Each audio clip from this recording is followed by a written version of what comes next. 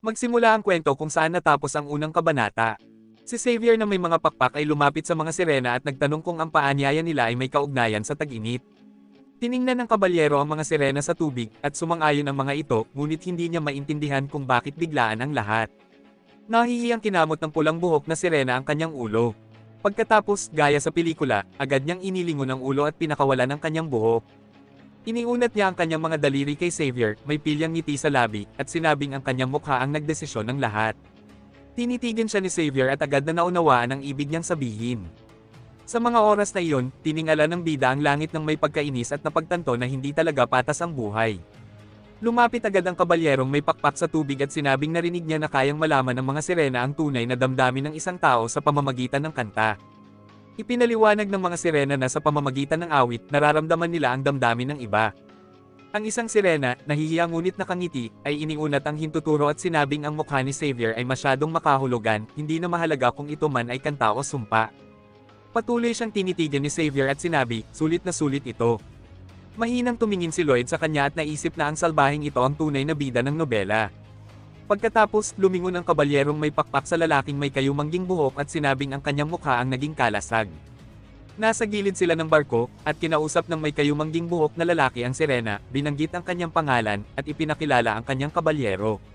Biglang yumuko ang sirena, at sa gitna ng kulot niyang buhok ay napansin niyang masyadong ang pangit ang mukha ng lalaki. Ipinatong ng bida ang kamay sa dibdib at yumuko, gustong laktawan ang bahaging ito ng usapan sapagkat oras na upang makuha ang pabor ng mga sirena. Nagbigay siya ng taos-pusong pasasalamat sa paanyaya patungo sa kaharian ng mga sirena. Iniunat ng commander ng mga sirena ang kanyang kamay na may hindi maipintang ngiti at sinabing hindi makakapasok si Lloyd. Agad na kumunat ang noo nito sa galit. Tiningnan ng kabalyerong may asul na buhok si Lloyd mula sa ilalim ng kanyang kilay, at napagtanto niyang kailangan pa rin niyang gawin ito, pangtanggapin ang kanyang kakulangan at makipagnegosasyon upang manaig. Tumabi siya sa hindi natuwang lalaki at nagsabing hihingi siya ng pabor para makapasok ang kanyang kasama. Tiningnan agad siya ng sirena ng may lambing at pumayag. Patuloy pa ring hindi natuwa ang bida habang nakatingin sa tubig, nakatayo sa tabi ng kabalyero. Paglingon niya kay Lloyd, nakita niyang may luha sa mata nito. Pinunasan ng bida ang kanyang mga luha at nagdahilan na nasabugan siya ng alat sa mata kaya natutuyo ito. Tiningnan siya ng kabalyerong asul ang buhok, puno ng kuryosidad. Iniabot ng kamay ng isang sirena, ang commander ng sirena para ikabit ang isang kwentas na kabebe kay Xavier. Isang bagay ang biglang tumama sa kanyang ulo. Naalala niya, gaano man kapanganib ang sitwasyon, inimbitahan pa rin siya sa kaharian ng sirena, at hindi na mahalaga kung gaano kasakit ang mararanasan niya. Tumalon sila sa tubig at lumangoy patungo sa nasabing kaharian. Alam niya na kung mahanap niya ang perlas ng katotohanan, saka lamang niya kayang protektahan ang lahat sa kanyang nasasakupan. Nagpatuloy silang lumangoy sa kailaliman, sa ilalim ng mahiwagang kumikislap na algae. Bigla namang nakita ni Lloyd ang liwanag sa dulo ng isang malalim na bangin sa ilalim ng dagat. Namangha siya at napanganga. Lumalangoy sila patungo sa isang napakalaking lungsod sa ilalim ng dome na pinuprotektahan ng dambuhalang pugita. Napakunot ang noo ng bida sa gulat, isang bagay na kasinlaki ng lungsod ang lumitaw sa harapan nila. Tiningnan ng lalaking may kayumangging buhok ang sirena na may bahagyang ngiti. Tinanong ng commander ng mga sirena ang tungkol sa halimaw. Sumabay rin ang isang kabalyerong lumalangoy malapit at nagtanong, at sinabi ng sirena na iyon ay isang guardian octopus na matagal nang nagbabantay sa kaharian ng mga sirena. Ito nga ang parehong lungsod sa ilalim ng dagat na may kuta sa gitna na tila isang palasyo. Sinabihan sila na kailangang una nilang batiin ang reyna ng mga sirena. Lumuhad ang bida at ang kabalyero sa harap ng trono ng reyna. Sinalubong sila ng magandang reyna na si Ariel, isang sirena na may pulang buhok, ngunit may halong kaba sa kanyang mga mata. Tiningnan ng bida ang kasama sa ilalim ng kanyang bangs, at hiniling ng kayumangging lalaki sa kabalyero na subukang hiramin ang perlas ng katotohanan para sa kanya. Bagaman alam niyang siya'y eksperto lamang pagdating sa mukha, at ang kabalyero ang tunay na mahusay magsalita, wala siyang kapangyarihan dito. Pumikit si Ariel, ngumiti ng may kaba, at sinabing huwag mag-alala si Lloyd, kahit gaano pa kasama ang hitsura niya, ay papayagan siyang magsalita. Ngunit una, kailangan muna niyang iiwas ang kanyang mukha. Napagtanto ng bida na ito ay lantarang diskriminasyon, halos kalupitan. Tumayo siya sa alpombra, umiwas ng tingin, at ipinakilala ang sarili bilang si Lloyd. Sinabi niyang dumating siya roon upang hanapin ang perlas ng katotohanan at nais niya itong hiramin. Mula sa ilalim ng kanyang kilay, tiningnan niya ang mga sirena ng may pagkainis habang naririnig ang tawa nila. Agad na tumawa si Ariel nang may pang-aasar at sinabing kung meron man siya, ipapahiram niya ito. Ngunit ang perlas ng katotohanan na kilala sa buong mundo ay isang alamat lamang. Napahinto ang bida sa gulat at napatitig. Ngumiti si Ariel, ipinatong ang baba sa kanyang kamay, at sinabing puro alamat lamang ang mga ito, at dumating sila roon sa maling akala. Habang lumuluha si Lloyd, sumigaw siya na sinabi sa kanya ng Dragon King na naroon ang perlas. Ngunit ipinaliwanag ni Ariel na baka tinutukoy nito ang isang tamad at antuking nilalang. Ipinikit niya ng bahagya ang mga mata, ibinaba ang tingin, at sinabing kasing asim ng mukha nito ang utak niya kaya hindi siya nakapagpaliwanag ng tama. Pumikit ang bida habang luhaan, at napagtantong malamang ay niloko siya. Tiningnan siya ni Ariel sa ilalim ng araw at napansing nawala na ito ng pag-asa. Patuloy pa rin sa pagbabantay ang dambuhalang pugita sa ilalim ng dome. Ipinaliwanag ni Ariel na pwedeng tanungin ang tagapagbantay nilang pugita sapagkat ito ay nabubuhay pa mula pa sa mitolohiyang panahon. Napabulalas agad ang bida, napanganga, at napagtanto na marunong pala itong makipag-usap. Hinawakan ng Reyna ang pisngi niya gamit ang daliri at nagtanong kung may nagsasalitang pugita ba sa buong mundo. Napangiwi si Lloyd sa takot at umiwas ng tingin, saka nakiusap kay Ariel na ayusin ang kanyang mga sinabi. Mula sa ilalim ng kanyang kilay, tiningnan niya ito ng mabuti at ipinaliwanag na ang perlas ng katotohanan ay isang bagay na umiiral noong mitolohiyang panahon. Tinanong niya kung ibig bang sabihin nito ay hindi ito kathang-isip. Tiningnan siya ng sirena mula sa itaas, iniunat ang palad at sinabing hindi rin niya alam. Pinag-uusapan ito ng kanilang mga ninuno bilang isang bagay na totoo, ngunit wala ni isa sa kanilang henerasyon ang nakakita nito. Bahagyang isinara ng kayumangging lalaki ang bibig at ibinaba ang tingin, sapagkat alam niyang kahit papaano ay may tsansa, hindi man ito zero. Nakatayo silang dalawa sa alpombra sa harap ng trono, at nais niyang humiling ng isa pang pabor. Kahit 0.1% lang ang posibilidad, kailangan niyang tiyakin ito. Muli siyang tumingin sa Reyna at humiling na hayaan siyang magsaliksik tungkol sa perlas ng katotohanan. Kung matagpuan niya ito, makikinabang rin ang kaharian ng Sirena. At nararamdaman niyang ang pagiging obsessed sa isang layunin ay talento niya. Habang umiwas siya ng tingin, tiningnan naman siya ni Ariel ng may kaba, at sinabing wala namang kaso kung magsaliksik siya dahil habang naroon siya, masisilayan rin nila ang magandang mukha ng kanyang kabalyero. Patuloy na nakaupo si Ariel sa kanyang trono at itinaas ang kamay, sabay sabing wala siyang maitutulong sa kahit anong paraan dahil matagal na niyang gustong malaman ang mga nangyayari sa mundo, at mayroon na rin siyang isang malaking problema. Ibinaling niya ang tingin pababa na may pagkadismaya, inilapat ang kamay sa kanyang mukha at sinabing hindi pa ganoon katagal nang bumukas ang mga tarangkahan ng impyerno sa itaas ng kanilang kaharian. Matamang tinitigin siya ni Lloyd sa ilalim ng malamlam na liwanag. Iniisip niya ang napakalaking portal na naglalabas ng matitinding liwanag sapagkat ang init mula sa impyerno ay matinding bumabagsak sa North Pole. Dahil sa malalakas na agos ng enerhiya, nababali ang mga bloke ng yelo, at sinabi niyang kung magpapatuloy ito, matutunaw ang mga glacier. Napasimangot si Ariel sa galit at sinubukang unawain kung sinong tao ang may gawa nito, at gusto niyang magiginti sa kanya. Tiningnan ng kabalyero ang ating bida ng may pagkadismaya.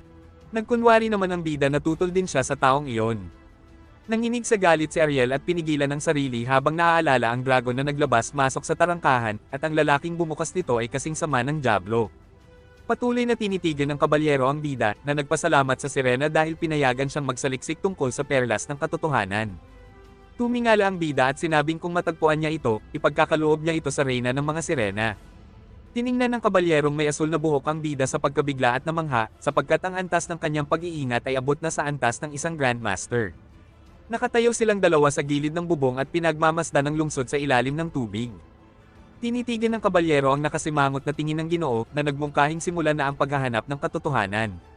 Matamang tumingin ang bida mula sa ilalim ng kanyang kilay at sinabing nais niyang mangalap ng impormasyon, unti-unti, at halukayin ito, minsan, ang pinakasimpleng paraan ang pinakamabisang solusyon. Tinitigan siya ni Xavier at sinabing hindi niya tinutukoy ang tarangkahan ng impyerno. Tumingin ang kabalyero kay Lloyd na nagpapaalala sa kanya na kailangan nilang hanapin ito para sa konde, kondesa, at sa lahat ng iba pa. Inihagis ni Lloyd ang pala sa kanyang balikat at nagsimulang maglakad. Tiningnan siya ng kabalyero nang may panlalait mula sa ilalim ng kanyang bangs at napagtantong palaging may dahilan ang mga kilos nito, kaya dapat niya itong gawin ngayon na. Sabay silang umakyat sa hagdanan papunta sa itaas ng kuta upang hanapin ito. Isang napakalaking bugaw na buwan ang nagbigay liwanag sa buong kaharian. Sa oras na ito, nakaupo ang Reyna sa kanyang kama, sa ilalim ng mga kurtinang iwinawasiwas ng hangin. Mukha siyang demonyo, litaw ang mga ugat sa kanyang mukha at namumugto ang isang mata. Ang kanyang kulay rosas na mata ay puno ng dugo at ugat, bunga ng pagpapadanak niya ng dugo sa kanyang sariling pamilya at mga kapatid. Nagngit-ngit ang kanyang mga ngipin sa galit. Iniunat niya ang kanyang kamay, na nagsimulang magbago ang anyo. Naupo siya sa kama at sinimulang pag-aralan ng pulang aura na tila demonyong enerhiya. Nanigas si Alicia, at nagsimulang magbago. Nagsimulang matuklap ang balat sa kanyang mga kamay. Nagngit-ngit muli ang kanyang mga ngipin habang ang dugong demonyo ay dumadaloy sa kanyang mga ugat. Sumigaw siya sa galit habang lumilitaw ang mga ugat sa kanyang katawan. Bigla siyang bumagsak sa kama, hawak ang kanyang nagbago at mutated na kamay. Humiga siya, hingal na hingal, habang pinagmamasdan ang kanyang kamay na puno ng ugat. Hawak niya ang nanginginig na kamay, at napagtantong naroon lahat ng lason. Bumaba ang tingin niya, basang-basa ng pawis, at napagtanto na kaya na niyang putulin ito. Naupo siya sa kanyang malawak na kama sa ilalim ng liwanag ng buwan, iniisip na para sa isang taong maaaring maging reyna. Karaniwan lamang ang magsakripisyo upang hindi tuluyang mabaliw. Tiningnan niya muli ang kanyang kamay at inisip kung siya ba'y tuluyan ng nabaliw. Napaluha siya sa awa sa sarili. Hindi niya maintindihan kung bakit bigla niyang naisip ang patatas. Sa oras na ito, nag-cross ang mga daliri ng bida at may halong panunuya at biro, sinabi niyang malakas ang enerhiya ng reyna. At tinanong kung naniniwala ba siya sa perlas. Sa sandaling iyon, napanganga sa takot ang sirena, at inakala niyang isang pipino sa dagat ang nagsalita. Ngunit kung titingnan, kahit ang universo ay mag-aalinlangan. Tiningnan ng kabalyero sa likod ng kanyang bangs ang lahat, may kaunting lungkot. At inulit ang sinabi, malakas ang kanyang enerhiya, at tinanong kung naniniwala ba siya sa perlas. Tumingin ang mga sirena sa kabalyero na may paghanga at pulang pisngi. Sinabi nilang hindi sila sigurado dahil lumang kwento na ito. Sagot ng mga mahiyain na sirena, narinig nila ang tungkol sa isang baliw na naghanap ng kayamanan. Ngunit hindi raw nila inaasahan na ang isang gwapong lalaki ay maaaring baliw. Ngunit nagtawanan sila, palihim na nagtinginan. Pinag-uusapan ng gwapong mukha ng binata. Tahimik na pinanood ng bida ang nangyayari. Nang tanungin ng kabalyero kung nasaan ang Triton na nagsabing naghahanap siya ng perlas. Sinabi nila na sundan ito dahil ihahatid siya nito pauwi. Lumingon ang lalaking may asul na buhok sa pangunahing tauhan. Tiningnan siya ng kabalyero, malamig ang mga mata sa ilalim ng bangs. At humingi ng paumanhin sa kahihiyang kanyang naidulot. Ang lalaking kayumanggi ang buhok ay may luhang dumadaloy sa pisngi, ngunit may mapagmalaking anyo. Dahil hindi ito luha, kundi ulan lamang.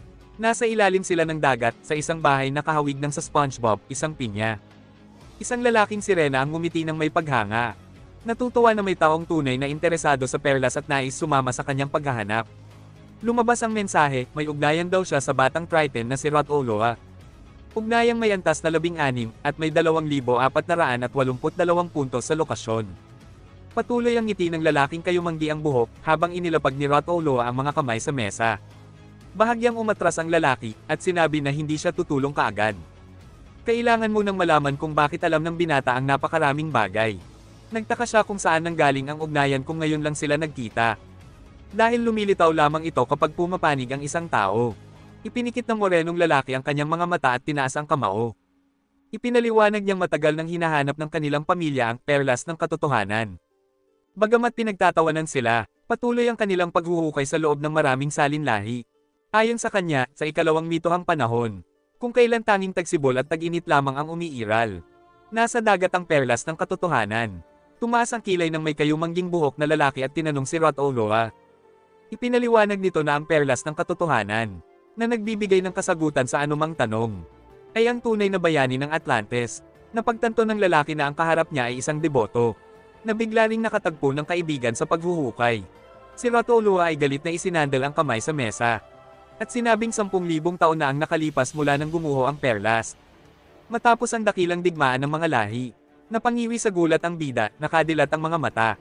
Nakakross ang mga kamay ni Rot Oloa habang nagtanong ang ating bida, talaga bang nawasak ang perlas? Sa kanyang panaginip, ni ang mga sirena ay hindi alam ang katotohanan ito. Seryoso ang mukha ni Rot Oloa habang inilalarawan ng isang gusaling abot hanggang ulap. Ang perlas ng katotohanan ay isang gusali. May kuryente at aura na pumapalibot dito. Isang istrukturang hinabi ng mana sa bawat ladrilyo't haligi. Isang gusaling kayang mag-isip at tumugon. Napagtanto ng lalaking kayumanggi ang buhok. Ang perlas ng katotohanan ay parang higanting computer na gumagamit ng mana imbes na kuryente. Hinawakan niya ang kanyang mukha at napalingon sa kawalan. Nagsabing kung ito'y sira na, wala ng pag-asa. Ngunit sagot ni Rot Oloa, iyon lamang ang paraan, kaya't patuloy siyang naghahanap. Nakakross ulit ang kamay ng lalaki, mataas ang tingin. May blueprint siguro ng gusali sa kung saan. Napalawak ang mata niya sa pagkamangha. Napagtanto niyang ang perlas na akala'y kathang-isip ay unti-unting nagkakaroon ng anyo. Napakunot noo siya at pinigil ang galit. Nagtanong kung ano ang itsura ng lugar ng paghuhukay. Isang dambuhalang simboryo na bumabalot sa buong syudad sa ilalim ng dagat. Habang naglalakad sila, lumingon sila sa matandang lalaki. Nang naisipang gagamit ulit ang mga binata ng kabibe bilang transportasyon imbes na lumangoy. Isa itong matandang malaki ang katawan, kinamot ang balikat. Tinawag si Rotoloa na payat. Sumigaw sa galit ang morenong lalaki at itinuro ang matanda. Sinabing kahit malaki ang katawan nito, wala ring silbi. Ang mga sirenang lampas 40 ay may rayuma. At kung palaging lumalangoy ng sobra, hindi lalaki ang kalamnan, manlalamig ang braso. Biglang lumundag si Rotoloa sa likod ng matanda. Huwag ka nang magreklamo, nakuha mo na ang gusto mo. Ipinikit ni Rotoloa ang mga mata habang nakahandusay ang matanda. At sinabing palagi siyang ginagawang katawa-tawa. Nakapikit ang kayumangging lalaki. Sinabing kung noon pa naghuhukay si Rotoloa. Bakit hindi pa rin niya ito nahahanap? Napakunot ang moreno habang lumalapit sila sa gilid ng burol. At tanaw ang malalim na kailaliman. Sabi ni Rotoloa, napakalawak ng dagat. Itinutok niya ang daliri sa isang hukay at sinabing siya ang naghukay noon. Ipinakita niya ang mapa ng ilalim ng dagat, puno ng X. Isang mapa ng paghahanap, at marami pang tulad nito. Tiningnan siya ni Lloyd ng may galit habang kinakamot ni Rotoloa ang ilong. Sobrang detalyado, aniya, naunawaan ng bida. Hindi nila ito matatagpuan hanggang ang mga sirena ay matutong lumipad. Napailing siya at nagsimulang mag-scan sa ilalim ng dagat. Nakakita siya ng maliit na kuweba, isang patong ng latak mula pa 10,000 taon na ang nakalipas. Nakakross ang kamay at nakangiwi.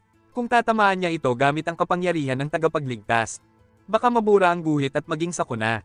Hindi rin pwede ang beast gang dahil nasa tubig sila. At kung tawagin niya ang dragon, baka ideklara ng reyna ng mga sirena ang digmaan. Napatingin siya sa unahan, kailangan nilang kumbinsihin ang maraming tao. Muling naghukay si Rotoloa ng may kasakiman. Naunawaan ni Lloyd na kung magagamit lang nila ang lakas ng mga sirena, maaari itong magtagumpay. Napatingin siya sa kabalyero. Galit ang tingin ng kayumangging buhok na lalaki sa kabalyero. Wala na siyang ibang paraan kaya't inutusan niya itong akitin ng mga sirena at pagtrabahuhin. Lumapit ang kabalyero. Nanginginig ang mga sirena, nakayakap sa sarili. Nagpaumanhin sila sa gwapong lalaki. Hindi raw nila kayang magsayang ng oras. Dahil abala sila sa pagsasanay at pagpapalakas ng katawan. Pagkatapos, tumayo si Xavier sa tabi ng lalaking may kayumangging buhok. At magkasama nilang tiningnan ang lungsod sa ilalim ng dagat. Ang kabalyero, na may mga luha sa kanyang mga mata, ay ibinaba ang tingin at naguluhan. Tinulak ni Lloyd ang kabalyero gamit ang daliri sa pangungutya. At mapanuksong sinabi na tila ba inakala ng kabalyero na magtatagumpay siya. At, sa totoo lang, hindi naman talaga ganoon kagwapo ang mukha nito. Pagkatapos, nalungkot din si Lloyd. Dahil nabigo ang operasyon at kailangan na nilang bumalik. Naglakad sila sa ilalim ng dagat at nagtataka ang lalaking may kayumanggi ang buhok. Kung paano nila huhukihin ang ganito kalaking lupa. Dahil aabutin ito ng napakaraming taon. Tinakpin niya ang kanyang bibig gamit ang kamay at napakunot noo. Dahil naisip niyang sa loob ng 3 taon ay sunod-sunod na. Mangyayari ang lahat ng kapahamakang ito at kaunti na lang ang panahon niya. Lumingon ang lalaking kayumanggi ang buhok sa kanyang kabalyero. Na umiwas ng tingin at nagsabing napakainit dito. Pagdating nila sa gilid ng burol, nakita nila ang mga kumukulong bunganga. Na para bang mainit na bukal mula sa ilalim ng lupa. Ipinaliwanag niya na ang tubig ay lumulusot pababa, pinapainit ng magma, at sumasabog paakyat. Nanlaki ang mata ni Lloyd sa gulat. Naalala niya kung paanong inulos ni Rotoloa ang kanyang mga daliri na tila nauuhaw sa dugo. At binanggit na ang mga sirena ay nagkakaroon ng rayuma paglampas ng 40. Isa itong kumukulong bukal na gawa sa matutulis na bato. Tiningnan ng kabalyero ang likuran ng lalaking kayumanggi ang buhok na lumingon sa kanya. Ipinakita ni Lloyd ang kanyang mga ngipin sa isang malisyosong ngiti. Lumingon pabalik at sinabing magbubukas sila ng sona dito. Dahil para sa isang demonyong sona, posible naman na mapagtatrabaho ang mga sirena na parang isinumpa. Ang sipag ay may gantimpala. Nakahiga ang bida sa kanyang kama at babangon na, hawak-hawak ang kanyang balikat dahil kahit na sinabi nila, hindi pa rin siya kumikita ng sapat. Lumabas siya at hinawakan ang ulan dahil napagtanto niyang wala na namang saysay dahil maraming dahilan kung bakit nakansela ang kanyang trabaho. Iniunat ng lalaking kayumanggi ang kanyang nasugatang balikat dahil ang kalagayan ng kanyang katawan ay isa sa mga dahilan ng pagkansela. Tiningnan niya ang gusali sa ilalim ng malakas na ulan at napagtanto na tapos na ang sesyon at inakalang makakapahinga siya ngayong araw. Lumapit sa kanya ang kaibigang blondeng may dalang payong. Sa mga sandaling iyon, nakangising mapanukso ang kaibigan sa ilalim ng payong at tinanong siya kung bakit ganoon ang itsura niya, parang nakakaawa. Tiningnan siya ng bida ng masama sa likod ng kanyang bangs at napagtanto na ang kaibigang may dalang karne iyon. Nakangising lumapit ang blondie at inalok siyang pumunta sa sauna kung wala rin lang siyang gagawin. Patuloy ang mapanlinlang na ngiti ng Blondie, tinaas ang kanyang kilay, at sinabing pagkatapos ng hirap sa trabaho, tiyak na pagod siya, at dahil umuulan, mas mabuting pumunta na lang sila. Tinitigan siya ng bida mula sa ilalim ng kanyang kilay. Ipinasok ng kayumangging lalaki ang kanyang mga kamay sa bulsa at tumingin sa paligid, sabay sabing wala siyang pera para sa sona. Ngumiti ang kaibigan niyang Blondie ng may lihim na kasiyahan at sinabing alam na niya iyon. Patuloy na tinitingnan ng Blondie ng may pangmamaliit at sinabing magpa-part-time siya sa sona at papaliguin niya ang bida ng libre buong araw. Nasa harapan ng kanyang bahay ang kayumangging lalaki, habang kausap ang kaibigang may payong, at tinanong kung bakit kailangan pa niyang mag-part-time kung mayaman naman ang pamilya nito. Tumawa ang Blondie at sinabing sa kanila ang sona, pag-aari ito ng kanyang ina at mula ngayon, tutulong na siya rito. Nagngit-ngit ang bida at nagalit.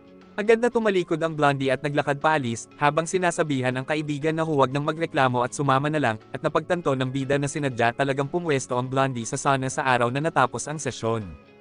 Naglakad silang dalawa sa ulan sa ilalim ng orange na payong, at sinabing nababasa ang kanyang balikat kaya lumapit siya.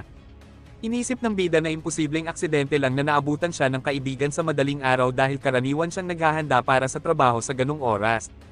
Galit na tiningnan ng kayumangging lalaki ang kaibigan at naramdamang niloloko siya. Ngumisi ang kaibigang Blondie at tinaas ang kanyang tingin. Tiningnan niya ang kanyang kilay, pinagtatawanan ang pagiging kapos ng kaibigan na ni Payong ay wala. Sa mga oras na iyon, nasa loob na sila ng silid, nagpapasingaw habang kumakain ng itlog at nagpapahinga. Nakahilata ang bida, nakabuka ang mga braso, at dahan-dahang nag-relax ang mga muscle at litid dahil pakiramdam niya ay muling umagos ang kanyang dugo. Maya-maya pa'y tila na naginip siya habang nakahiga. Napahawak siya pataas at pinakawalan ng puting panyo sa kalawakan. Lumulutang ang kanyang masayang katawan sa kalawakan na parang naging isa na siya sa mahiwagang siklo ng sansinukob. Sumama si Lloyd sa kabalyero upang hanapin ang perlas ng katotohanan. Galit na lumingon si Lloyd at napagtanto niyang mataas ang pangangailangan dahil maraming sirenang masakit ang kasukasuan at kalamnan. Nakita niya ang mga lalaking sirena na hawak-hawak ang kanilang nasusugatang kasukasuan, dulot ng sobrang paglangoy sa ilalim ng matinding presyon ng dagat. Ngumiti siya ng mapanukso, ipinakita ang ngipin, at napagtantong halos tapos na ang kanilang plano. May nahuli ng maraming sirena ang napakalaking lambat ng crane, isang masaganang huli. Nakatayo si Lloyd sa mesa sa harapan ni Rotoloa na nagtatanong kung ang sona ba ay isang aparato sa loob ng silid. Sinabi niyang walang mas mainam na lugar para sa mga sirenang masakit ang kalamnan at kasukasuan. Tumaas ang kilay ni Rotoloa sa pagkalito at nagtanong kung ano ang kinalaman nito sa paghahanap ng perlas ng katotohanan. Bahagyang tumagilid si Lloyd at ngumiti, sinabing ito ang pinakamadaling paraan para makakuha ng manggagawa, dahil hindi nila kayang linisin ang napakalawak na lugar ng silang tatlo lamang. Naawa ang bida kay Rotolo sa kanyang kalituhan, pero alam niya magiging mahirap ito dahil takot sila sa singaw. Ito ang parehong mga hydrothermal vent na naglalabas ng mainit na bula ng hangin. Ipinaliwanag ni Rotolo na kamakailan lang, may mga sirenang naakit lumapit dito at namatay sa tabi ng mga butas. Naalala niya ang isdang pinirito na may lemon sa berdeng dahon. Ipinaliwanag ni Rotolo na sa di maipaliwanag na dahilan, nawawala ang katinoan ng mga sirena, lumalapit sila sa pinakamainit na bahagi at piniprito ang sarili hanggang maging malutong. Itinaas ng kayumangging lalaki ang ulo habang nakapikit, habang ipinapaliwanag ni Rotolo kung bakit ipinagbabawal sa mga sirena ang lumapit sa mga ito. Naintindihan ni Lloyd na may mabibigat na metal sa tubig mula sa hydrothermal vents.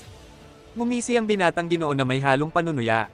Yumuko siya ng bahagya, may tusong ngiti at sinabing ang mainit na tambucho ang sagot sa lahat ng problema. Nagpasya siyang gumawa ng sona, unang hakbang, itayo ang istruktura. Naglakad siya sa bahura at tiningnan ang mga halaman dito, at sinabing dito nila itatayo ang sona. Nagtanong si Xavier kung hindi ba ito masyadong malayo sa hydrothermal vent. Naglakad silang muli, at inilabas ng kayumangging lalaki ang mga papel mula sa bulsa sa loob ng kanyang damit dahil sinabi niyang ang kaligtasan ang pinakamahalaga. Ipinakita niya ang kanyang plano at isang berdeng hologram dahil ito ang disenyo ng kanilang blueprint. Isang napakalaking berdeng grid ang lumitaw at pumuno sa buong espasyo. Lumingon si Xavier sa masigasig na bida na naglalakad upang maghanap ng materyales at sinabihan siyang sundin ang gabay. Pumikit ang kabalyero at inihugot ang kanyang espada. Lumingon ang kayumangging lalaki at nakita ang kabalyero na winasak ang lupa gamit ang espada. Nakatayo ang kabalyero sa bungad ng kuweba, nang tanungin siya ni Lloyd kung hindi ba siya nagtataka kung bakit agad siyang sumunod sa utos at hindi man lang nagtatanong. Tiningnan siya ni Lloyd nang may pagdududa at tinanong kung bakit nga ba hinahanap ang perlas ng katotohanan at ano ang mangyayari kung hindi ito matagpuan. Tumungo si Xavier at pumikit. Iniunat ng kabalyero ang kanyang nagniningning na espada sa gilid at habang nasa kuweba, sinabi sa Panginoon na bilisan ang pagkuha ng mga materyales dahil kung hindi sila magmamadali, mapapahamak ang kanilang lupain. Yumuko si Xavier at lumingon nang tawagin siya. Nakita niyang inihagis ng may kayumangging buhok na lalaki ang pala sa balikat at umalis, habang taos pusong nagpapasalamat. Tinitigan siya ng lalaking bughaw ang buhok. Nakita niya ang kanyang Panginoon na nakapikit. Pareho silang napahawak sa bibig at muntik ng masuka sa sobrang pagkalula sa taos pusong pasasalamat. Ikalawang hakbang, pagkolekta ng iba't ibang materyales. Nakatayo si Lloyd sa bangin at tiningnan ang hydrothermal vent dahil kailangan nilang lutisin lahat ng problema at may dahilan kung bakit niya ito sinabi. Nagpasya siyang tumalon mula sa bangin. May hawak siyang malaking kabibe habang bumababa dahil ang mga organismo sa paligid ng bukal ang magbibigay ng kailangang materyales. Habang bumababa, nakita niya ang mga tube worm. Nagsimulang maglabas ng berdeng malapot na likido ang mga ito.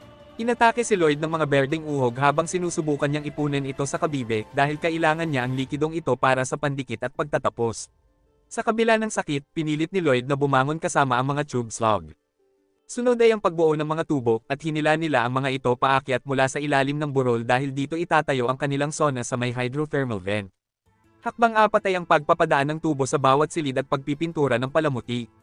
Pininturahan nila ang buong kuweba na dinaanan ng mga tubo. Lumabas na ang singaw mula sa makapal na kumpol ng tubo dahil kailangang ayusin ang laki ng tubo para pantay ang init sa bawat silid. Pumikit ang bida at tinaas ang hintuturo, sabay sabing ito na ang pinakamahalagang bahagi.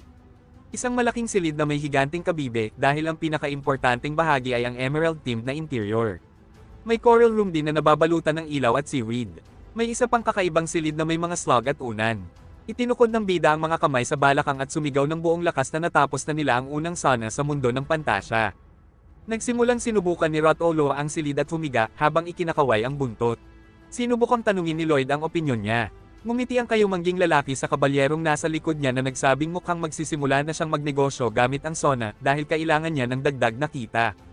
Sumagot ang Ginoo na hindi siya kukuha ng bayad. Nanlaki ang mata niya at ngumiti ng may bahid ng pagkasabik at dugo na hindi siya kukuha ng bayad kailanman. Tahimik na tumitig si Xavier sa harapan habang natatanaw ang hinaharap. Inisip niya ang bida na masayang kinokontrol ang mga matatandang sirena dahil sa kanilang kahinaan at paghingi ng awa. Isang magandang aurora borealis ang makikita sa itaas ng dagat. Bumagsak ang anino ng isang ibon sa tubig nang lumipad ito sa ibabaw nito. May mga bula sa ilalim ng tubig na umaangat papunta sa ibabaw. May nilalang na may pulang mata ang umaahon mula sa ilalim ng dagat. Sa kanyang pagtalon, nagkalat ang tubig sa magkabilang gilid. Tumalon ng mataas ang sirena sa ibabaw ng dagat habang ibinabalikwas ang kanyang buhok. Tinitigan ng ibon ang sirena na puno ng takot. Nakatingin sa unahan ang babaeng blondie, may malawak na ngiti sa labi. Pagkatapos, sinunggaban niya ang ibon gamit ang kanyang maskuladong kamay at sinabing nahuli na ito. Agad na lumubog ang sirena sa tubig matapos makuha ang kanyang biktima. Ang mahabang buhok na dalaga ay nasa gitna ng bilog ng mga sirena, nakangiti ng malapad. Sinabi ng dalaga na muling nabasag ni Ladita ang record. At idinagdag na sigurado siyang kaya niyang abutin ang buwan gamit ang kanyang maskuladong buntot. Kumindat si Ladita sa mga sirena, ipinagyayabang ang kanyang mga kalamnan at sinabing totoo ito. Napansin ni Ladita na masaya ang mga panahong iyon. Pinapalakas lang niya ang katawan sa pamamagitan ng ehersisyo at siya ang pinakakanais-nais na dalagang walang asawa sa kanilang lugar. Nakahiga si Ladita, na mas matanda na ngayon, sa isang kabibe, malalim ang buntong hininga. Pinisil niya ang kanyang kamao at sinabing sumasakit na naman ang kanyang mga balikat. Sinimulan niyang suntukin ang sarili sa balikat, habang sinasabing sobra na ang sakit. Lumapit ang matandang lalaki sa sirena, sabay sabing ang ingay mo talaga, asawa ko. Tinanong ng blondie ang matanda kung bakit gusto nitong maglakbay sa isang tahimik at walang hanggang paglangoy. Sabi ng merman, iniintindi niya raw ang lahat sa sarili niyang paraan. Lumangoy ang matandang babae sa tabi ng kanyang asawa, sabay sabing mag-eehersisyo lang siya sandali. Tinanong siya ng merman kung masyado na ba siyang nag-eehersisyo, at iminungkahi na 3 beses lang sa isang araw tulad niya. Sabi ng matandang babae, namamatay ang kanyang kaluluwa sa bawat segundo ng kanyang pamamahinga. Lumangoy si Ladita sa ilalim ng dagat sa isang lungsod sa ilalim ng tubig. Napaisip siya kung dapat na ba niyang itigil ang pag-eehersisyo. Ngunit hindi niya ito kayang ihinto. Buong buhay na siyang nagsanay, at kung maibsan lang kahit kaunti ang sakit ng kanyang mga kalamnan at kasukasuan, baka sakaling magsaya pa siya. Ibinaba ng sirena ang kanyang tingin. Sumisigaw si Lloyd sa lahat na lumapit dahil ito ang unang gabi ng pagbubukas at libre ang lahat. Para makita ang mga taong nakararanas ng pananakit ng kalamnan at kasukasuan. Nakatayo ang bida habang may hawak na loudspeaker, nakangiti ng malapad. Sabi niya, hindi ito mainit na tubo, kundi dapat silang pumasok para painitin ang kanilang mga buto, at ito ay 100% ligtas ang sauna. Nanood ang matandang babae, gulat na gulat sa narinig. Tinanong niya kung totoo bang maaari siyang mag-steam bath ng ligtas. Itinuro ng bida ang sauna, habang sumisigaw na libre ang lahat at pumasok na para painitin ang mga buto. Napasimangot sila dita, iniisip na narinig niya na tuso raw ang mga tao. At nagtaka kung totoo nga bang libre ang lahat. Pumikit ang bida at ngumiti ng malapad. Napansin nila dita na pilit siyang ngumingiti, kaya mukha siyang tunay na manloloko. Nakatayo si Xavier, mukhang dismayado, nakayuko. Naisip nila dita, gwapo ang lalaking ito, imposibleng masama siya. Hindi sila basta-bastang malilinlang ng isang simpleng sauna. Humiga ang matandang babae sa lupa, habang lumalangoy sa itaas ang mga dikya. Naisip ng sirena na sasabay lang muna siya sa agos. Nanlaki ang mata ng blondie sa gulat. Tumingin siya sa unahan, puno ng pagtataka. Kumikinang ang kanyang mga mata sa tuwa. Ibinuka nila dita ang kanyang mga bisig, iniisip ang sarili niyang kabataan. Pagkatapos ay pumasok siya sa bahay ng may malaking ngiti. At sinabing sumama na ang matanda sa kanya sa sauna dahil libre ito sa unang linggo. Ngumiti ng malapad ang binatang lalaki, nakakrus ang kamay sa dibdib. Tinanong ni Lloyd ang sirena kung bumalik ba siya kasama ang kanyang asawa, at binati niya sila ng magandang pahinga. Humiga sa lupa ang matanda, iniisip ang kanilang kabataan. Masaya silang tinitigan ni Lloyd. At pinasalamatan sila sa pagbalik nila ng 5 sunod na araw, sabay sabing nagliliwanag silang lahat. Masaya nilang tinitigan si Lloyd. Sabi ng blondie, hindi mo maiisip kung gaano karami ang lakas namin ngayon kapag nagsasanay kami ng magkasama. Sabi ng lalaking kayumanggi ang buhok, maganda raw yun, at tinanong kung anong nangyari sa kanila. Masiglang tinaas ng mga sirena ang kamao nila sa ere, pinupuri ang sauna. Nakakrus ang kamay ng bida sa kanyang dibdib, nakangiting nagpasalamat at sinabing kung masaya sila, masaya rin siya. Kumikinang ang mata ng bida sa tuwa. Sinabi niyang magkikita sila muli, bukas at sa mga susunod na araw sa sauna. Lumilipad sa itaas ng dagat ang araw at buwan. Nakatitig ang binata, seryoso ang mukha. Nakatayo sila dita sa tabi ng mesa, nakatingin sa binata. Pagkatapos ay lumingon siya sa gilid. May nakaharang na patpat sa kabibe, tinatakpan ang pasukan. Sumimangot si Lloyd sa sirena. Tinanong ng blondie kung bakit sarado ang pinto. Sabi ng binata, tapos na raw ang libre. Tiningnan ng bida ang grupo, malamig ang tingin, at sinabing simula ngayon para sa mga miyembro lang ang sauna, at kailangang pumirma sila. Inabot ng bida ang mga papeles sa matanda, sabay sabing form ito ng pagpaparehistro. Nagulat ang blondie, iniisip na kailangan lang pala siyang pumirma para makagamit muli ng sauna. Maingat na tiningnan nila dita ang form. Nakasaad sa unang punto na para lang sa mga miyembro ang sauna, at hindi pinapayagan ang hindi kasapi. Pangalawa, pwedeng isara ang sauna depende sa sitwasyon. Pangatlo, base sa membership status, hanggang 12 oras lang ang pinahihintulutang paggamit. Sabi ng matanda, sobra pa ang 12 oras. Pagkatapos ay naguluhan siyang tiningnan ang mga dokumento. Ibinaba ng bida ang ulo at sinabing sa pangatlong punto, may bayad ang paggamit ng sauna, at hindi pera ang tinatanggap. Malamig ang tingin ni Lloyd sa sirena, sabay sabing magtatrabaho sila kapalit nito. Nagkatinginan sa gulat ang mga sirena. Sabi ng binata, kalahati ng oras ng sauna ang magiging oras ng trabaho. At kung 6 na oras silang nasa sauna, 3 oras silang magtatrabaho. Bahagyang napanganga ang lalaking kayumanggi ang buhok, at sinabing dapat kumpletuhin ang oras ng trabaho sa loob ng 48 oras. Kapag bigo, unang beses, 10 araw ang ban. Pangalawang beses, 30 araw. Pangatlong beses, tatanggalan ng membership. Biglang hinablot ng sirena ang kwelyo ng bida at sinuntok ito, sabay sigaw na isa siyang walang kwentang tanga. Bumagsak ang binata sa lupa. Hinawakan ng sirena ang pisngi niya at sinabing paano siyang naglakas loob na utusan ng mga merman, ang pinakadakilang nilalang sa lugar. Galit na tiningnan nila dita ang binata, nakakrus ang braso sa dibdib. Sinabi niya masaya na silang nabuhay kahit walang sauna noon pa man, at isa lang siyang manloloko, hindi na sila babalik. Dumura ng dugo ang bida, hawak ang pisngi. Sabi ni Lloyd, hindi naman daw niya sila mapipilit. Naupo sa lupa ang binatang kayumanggi ang buhok, nakayuko. Tinanong ni Xavier kung bigo ba ang plano niya. Tiningnan ng swordsman ang bida, gulat sa tanong kung naaalala ba niya kung paano mabuhay ng walang lullaby. Sinimulang suntukin nila dita ang masakit niyang balikat. Sabi niya, alam niyang wala talagang magandang mangyayari dito, akala raw nila mahihina sila. Pinulot ni Lloyd ang registration form, iniisip na kaya ng mga tao mabuhay ng walang sigarilyo. Patuloy na sinasaktan nila dita ang sarili. Naupo ang bida sa silya, iniisip na kaya namang mabuhay kahit walang YouTube. Pati computer games, kaya, sinuntok ng sirena ang sarili sa balikat. Nakakrus ang kamay ng bida sa harap ng dibdib. Naupo siya sa mesa, sabay sabing, hanggang matikman nila ito. Nagngit-ngit ang matanda, nakatingin sa binatang kayumanggi ang buhok. May luha sa mata ng matanda nang hilingin niya ang registration form. Inabot ng bida ang dokumento, sabay ngiting baliw, at tinanong kung nagpasya na ba sila. May nakasabit na karatula sa ibabaw ng kuweba sa ilalim ng tubig. Masayang nag-e-enjoy ang mga sirena sa sona, nakangiti ng maligaya. Nakahilata sila dita ng nakadapa, nakabuka ang mga braso sa gilid. Biglang nagliwanag ng bughaw ang pulsere sa kanyang kamay. At unti-unting nawala ang hugis ng dikya sa loob ng bola. Natuyo ang maliit na dikya at tumigil sa pagkinang. Biglang sumugod ang bida sa sona. Sinabihan ng mga bisita ng silid 4, 12, at 3 na tapos na ang oras nila. Tiningnan niya ang mga sirena ng malamig ang tingin. At sinabing magkikita sila bukas para sa paghuhukay. Tiningnan ng matandang babae ang likod ng bayani ng may inis. Iniisip kung gaano siya kasama. At idinagdag pa na hinding-hindi siya magpapaloko sa kanya. Ito na raw ang huling araw niya sa sona.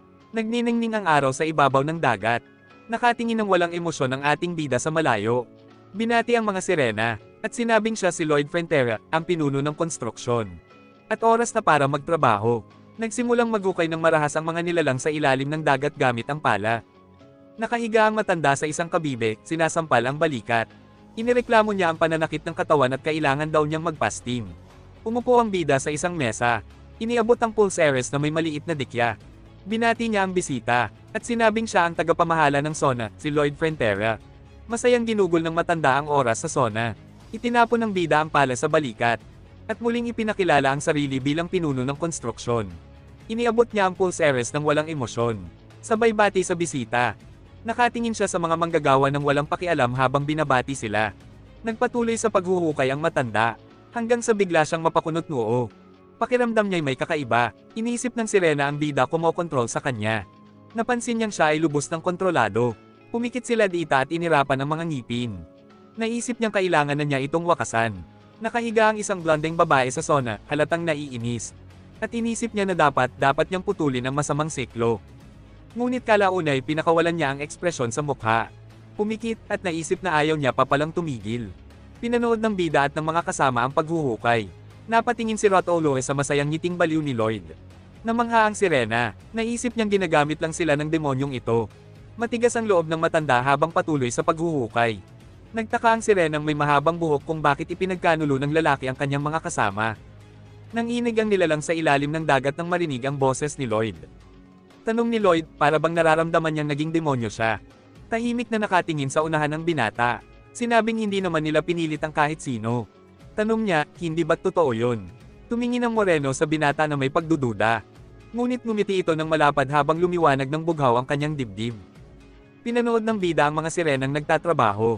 Napansin niya na dahil sa matinding lakas ng katawan ng mga ito, nakahukay sila ng marami, at bahagyang nabawasan ang kapal ng seabed.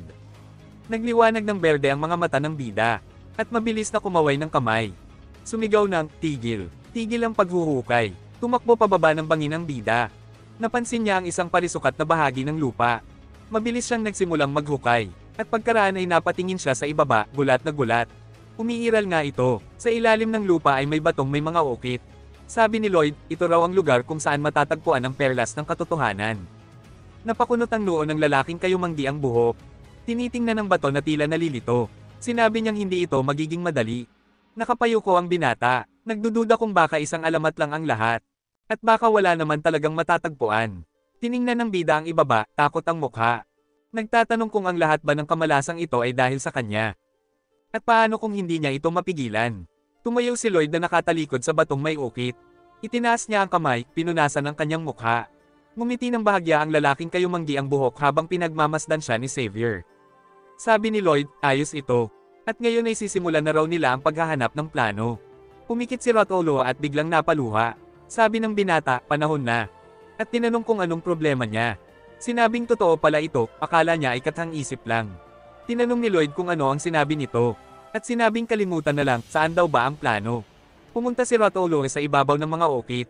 Sinabing ayon sa tala ng kanilang mga ninuno, dapat daw hanapin ito sa pinakasentro.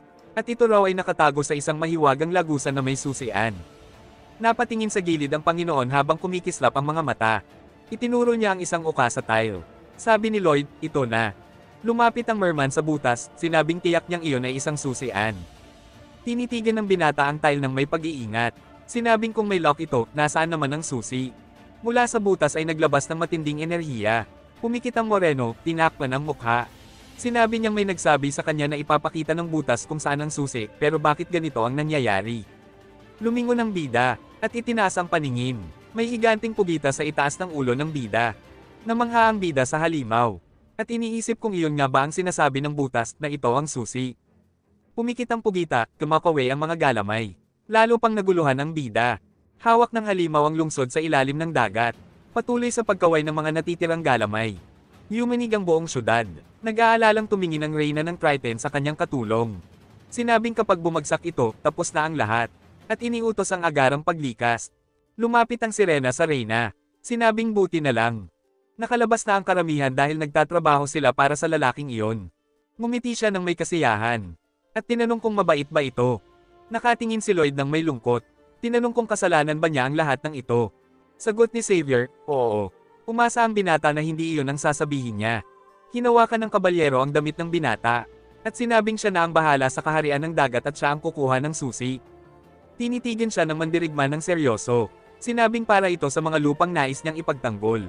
Namangha ang lalaking kayumanggi ang buhok. At lumipad si Xavier kasama siya gamit ang mga pakpak. Ibinuka ni Ariel ang mga kamay at bibig. Pumarap sa higanting bola. At pinigilan ito gamit ang kanyang lakas. Itinulak niya ang lungsod palayo. Ngunit nag-alala rin, parang hindi gumagana. Tinitigan ng reyna ang bola ng may pagkagulat habang ito'y umaangat. Nasa tabi niya si Xavier, tinutulungan siyang itulak ito pataas. Tinanong ni Ariel kung tao nga ba iyon. Pagkatapos ay ngumiti siya. At sinabing taos puso ang kanyang pasasalamat sa kanilang dalawa. Tinitigan ng kabalyero ang reyna. At kay Ariel naman siya tumingin ng seryoso, walang anuman. Sinabi ng mayakda na pati ang kayabangan ni Lloyd ay nakapagpasindik kay Xavier. Binuksan ng pugita ang bunganga. Lumuluha ng malalaking patak, at tinakpin ng mga galame ang kanyang mukha. Tinitigan siya ng bida na nalilito.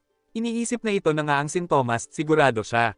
Lumulutang ang bida sa ilalim ng naghihirap na pugita. Sinabi ni Lloyd na, tinitibi siya. Ang higanting pugita ay nagsimulang iwagayway ang mga galamay nito. Pagkatapos, iwinawasiwas ang kamay nito. Dahil sa malakas na tulak, na itulak sa gilid ang bida. Galit na galit ang pugita at patuloy na kumakampay ang mga galamay nito. Sina Xavier at Ariel ay nagtutulungan sa pagtulak ng lungsod sa ilalim ng dagat. Tumatalsik ang tubig sa ibabaw ng mga tipak ng yelo. Ikinunot ng bida ang kanyang noo habang tinatakpan ang mukha ng kanyang mga kamay. Naalala niya na una sa lahat kung hindi nila magagamot ang kanyang kabag. Wala na silang magagawa pa. Naalala niya na minsan ay nagkaroon din siya ng kabag at nagtatakang paano siya gumaling noon. Sabi ni Lloyd, sina mama at papa raw noon. Naalala ng bida kung paano yumuko ang kanyang ama sa kanya. At may pag-aalalang tinanong siya kung bakit sobrang lala ng kabag niya. Nakahiga noon si Lloyd sa kama at sinabing gusto niyang masuka pero walang lumalabas. Sabi ng ama niya na maghintay lang ng kaunti, may kailangan lang siyang gawin. At agad siyang giginhawa. Pinunasan ni Lloyd ang pawis sa kanyang pisngi at bahagyang napagod ang itsura. Tumingin siya sa gilid nang sabihin ng ama niyang ibigay ang daliri niya. Iwinasiwas ng ama ang isang kutsilyo, sabay sabing kailangan niyang tusukin ang daliri niya. Tiningnan ng anak ang ama nang may pagtataka. At sinabing parang hindi natusok kundi saksak ang balak nito. Ngumiti ng malaki ang ama habang hawak ang karayom. Sabi nito, biro lang yon. Sabi ng bida, may oras pa talaga siya para magbiro. Napangiwi sa sakit ang bida. Napansin ng ama na sobrang itim ng dugo niya. Tumangala si Lloyd sa kisame at napabuntong hininga. Tinanong siya ng ama kung mas gumaan na ang pakiramdam niya. Sabi ni Lloyd, hindi niya alam, parang gumaan, pero parang hindi rin. Napasimangot ang bida, tapos napadighay. Ngumiti ang ama at tinanong kung mas okay na ba. Sabi ni Lloyd, hindi ko po talaga masabi. Tiningnan ng ina ang asawa niya nang may pagtataka at tinanong kung bakit hindi ito nanonood ng TV. Sabi niya, sa TV sinasabi na hindi raw epektibo iyon.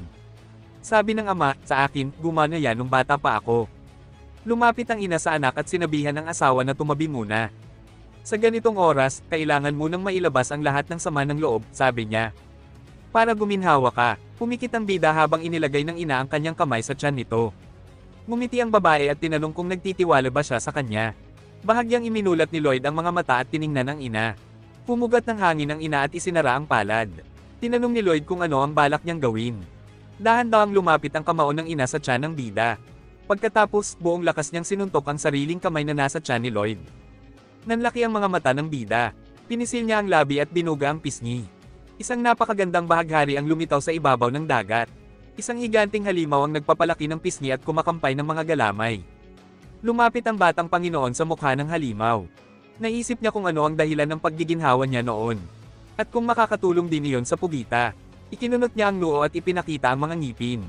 At naitanong sa sarili kung posible bang gumana ang ganoong paraan. Tinanong niya ang babae kung legal ba ang ganong klaseng lunas at kung epektibo ba talaga. Naalala ng Panginoon ang ngiti ng kanyang ina. Tinanong siya ng babae kung ano na ang pakiramdam niya. At sinabing, mahika lang daw ang kanyang mga kamay. Dagdag pa nito, nag-aaral siya ng agham at para malaman kung epektibo o hindi. Dapat subukan sa sarili. Tumingin sa malayo ang Panginoon, seryoso ang mukha, nakanganga. Tinawag niya ang mandirigmang may espada. Nakangagat sa inis ang kabalyero habang tinutulak ang lungsod sa ilalim ng dagat. Sinabi ni Lloyd na gamitin ang aura sa dulo lang ng mga galamay ng pugita. Pero huwag masyadong malakas para hindi ito matusok. Kinagat ni Xavier ang labi sa kaba. Sabi niya, abalang-abala siya, habang patuloy na bumabagsak ang lungsod sa ilalim. Lumangoy papalapit sila Dita at itinukod ang mga kamay sa lungsod. Matalim ang tingin niyang nakaharap sa unahan, sabay sigaw sa kanyang mga kasamahan. Na maghanda para sa huling tira. Nagsimula ng lumangoy ang mga sirena papunta sa higanting bola. Sabi ng matandang babae, gamitin ang lakas na nakuha nila mula sa pagsasanay. At ang relaxation mula sa sona. Napigilan ng mga sirena ang pagbagsak ng lungsod gamit ang sarili nilang lakas. Pagkatapos ay itinulak nila ito pataas. Ibinuka ni Xavier ang kanyang mga pakpak. Pagkatapos ay lumipad siya sa ibabaw ng lungsod. Lumipad ang kabalyero papunta sa higanting halimaw. Isang puting kahel na halimaw. Ang halimaw na ito ay nagmula sa mandirigmang may espada. Iwinasiwas ng batang lalaking may asul na buhok ang kanyang espada. Ginamit ang kakayahang pagsabog. Itinuro niya ang mga sinulid ng aura papunta sa pugita. Patuloy na kumakampay ang higanting halimaw sa sakit. Dumikit ang mga sinulid sa dulo ng galamay. Nanlaki ang mga mata ng halimaw sa gulat.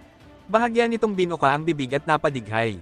Tiningnan ng batang Panginoon ang halimaw ng may kumpiyansa. At sinabing sa normal na sitwasyon, para mas epektibo. Dapat talian muna ang mga galamay at tsaka tusukin. Pero sa ngayon, sapat na ito. Kahit natakot man ito sa sakit o hindi, nagawa nitong dumighay. Ibig sabihin, tapos na ang unang yugto. Ibinuka ng batang bida ang bibig at sinabing, ngayon na ang huling tira. Hinugot ng bida ang palo mula sa kanyang likod. May malalaking hayop na lumitaw sa likod niya. Pinalalaki ang pisngi. Napatitig sa unahan ang bida ng may pag-aalala. At sinabing, dahil wala kayo sa tabi ko ngayon, hindi gumagana ang epekto ninyo. Kailangan nating tapusin ito agad. Ipinagpag ni Hippo ang mga braso at pinalaki ang pisngi at tiyan. Tumalon si Pipiden kay Hippo. At isang malakas na bugso ng tubig ang lumabas sa bibig ng hipopotamo. Ang mga hayop ay gumulong paikot papunta sa pugita. Pinanood ng halimaw ang mga pangyayari. Pagkatapos ay pumikit ito. Iwinasiwas ng pugita ang kanyang galamay at pinatalsik ang mga hayop. Nakahiga ang bida sa tiyan ng hayop. Pagkatapos ay iwinasiwas niya ang pala at ginamit ang kakayahang pagsabog. Naitapon ng mga kasama niya sa tabi ng halimaw. Ikinunot ng batang Panginoon ang kanyang noo at ipinakita ang mga ngipin. Ang mga hayop ay muling gumulong paikot, papalapit sa katawan ng halimaw. Tinamaan ng mga hayop ang katawan ng pugita. Nanlaki ang mga mata ng halimaw. Pagkatapos ay binuka nito ang bibig at nagsimulang lumabas ang mga bula. Ang mga bula ay kumalat sa karagatan. Unti-unting lumitaw ang isang figura sa likod ng mga bula. Inabot ni Xavier ang hugis ng isang seahorse. Pagkatapos ay hinawakan niya ito. Ngumiti ang batang Panginoon ng masaya at pinisil ang kamao. Sabay sabing, tagumpay tayo. Ang pugita ay lumangoy sa itaas ng lungsod na may magaan na pakiramdam. Ipinabatid ng sistema na nakatanggap siya ng bagong titulo, ang Doktor ng Sea Village. Ayon sa epekto ng titulong ito, maaari na siyang huminga ng malaya sa ilalim ng tubig at nagkaroon din siya ng espesyal na kasanayan na tinatawag na suntok sa sikmura. Tumingin ang dambuhalang halimaw sa kanyang tagiliran, at bigla na lang itong sumugod papunta sa lungsod sa ilalim ng dagat. Lumitaw ang isang bintana ng sistema na naglalaman ng description ng espesyal na kasanayan, suntok sa sikmura. Maaari niyang suntukin ang kahit anong nilalang sa tiyan habang nasa ilalim ng tubig upang mailabas nito ang laman ng sikmura nito. Muli, tinakpan ng higanting pugita ang lungsod sa ilalim ng dagat gamit ang kanyang mga galamay. Nagsimulang magsaya at magdiwang ang mga sirena, sabay taas ng kanilang mga kamao.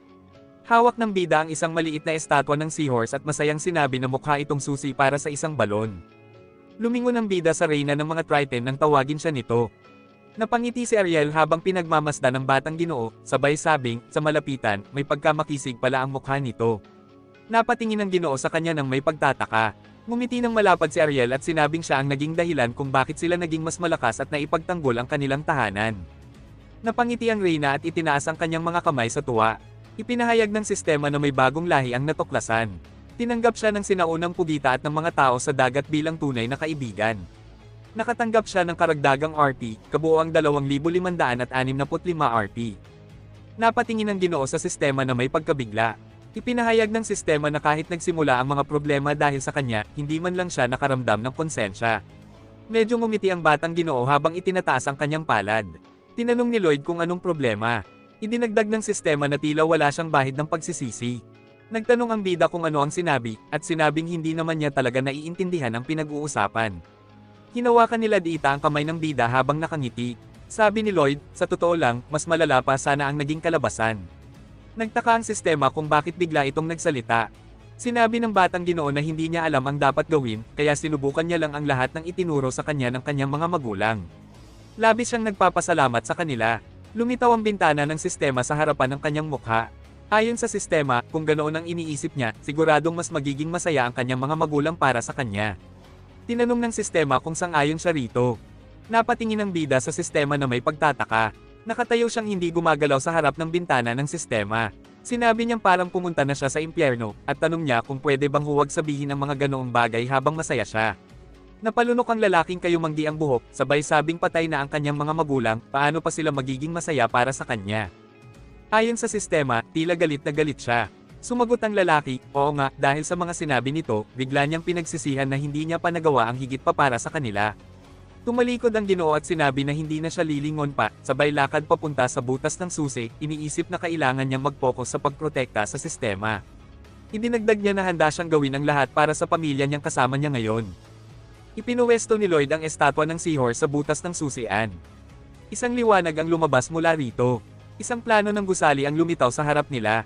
Napatingin ang lalaking kayumanggi ang buhok sa plano at napakunot noo. Ang plano ay nagpapakita ng isang gusaling bato. Napansin ng bida na kahawig ito ng mga libingan ng gobyerno. Inisip niya na ito ay isang estruktura na paliit pataas para kayanin ang bigat katulad ng isang uri ng piramide. Ipinag-utos ng sistema na iskan ang plano at isave ang estruktura. Kumislap ang mga mata ng Ginoo at ginamit niya ang kakayahang iskan. Tumitig siya sa bintana ng sistema at sinabing kailangan niya itong suriin. Napakunot ang noo ni Lloyd habang lumilitaw ang isang bintana ng sistema na may listahan ng mga pangunahing materyales. Nagtaka siya kung kailangan pa ba nilang mangolekta ng mga materyales. Ayon sa sistema, ito pa lamang ang unang pangunahing materyal at tinanong kung handa na siyang panoorin ang mga listahan. Nagsimulang ituro ng bida ang kanyang daliri sa kaliwat kanan habang pinapanood siya ng mga kasama. Tinanong ni Rotolo ang mandirigma kung ano ang ginagawa nito. Sabi ni Xavier, matagal na siyang wala sa katinoan at wala nang maiiwan pa. Tumingin ang bida sa kumikislap na bintana ng sistema na may inis, sa kabahagyang ngumiti at sinabing akala niya tapos na ang lahat doon.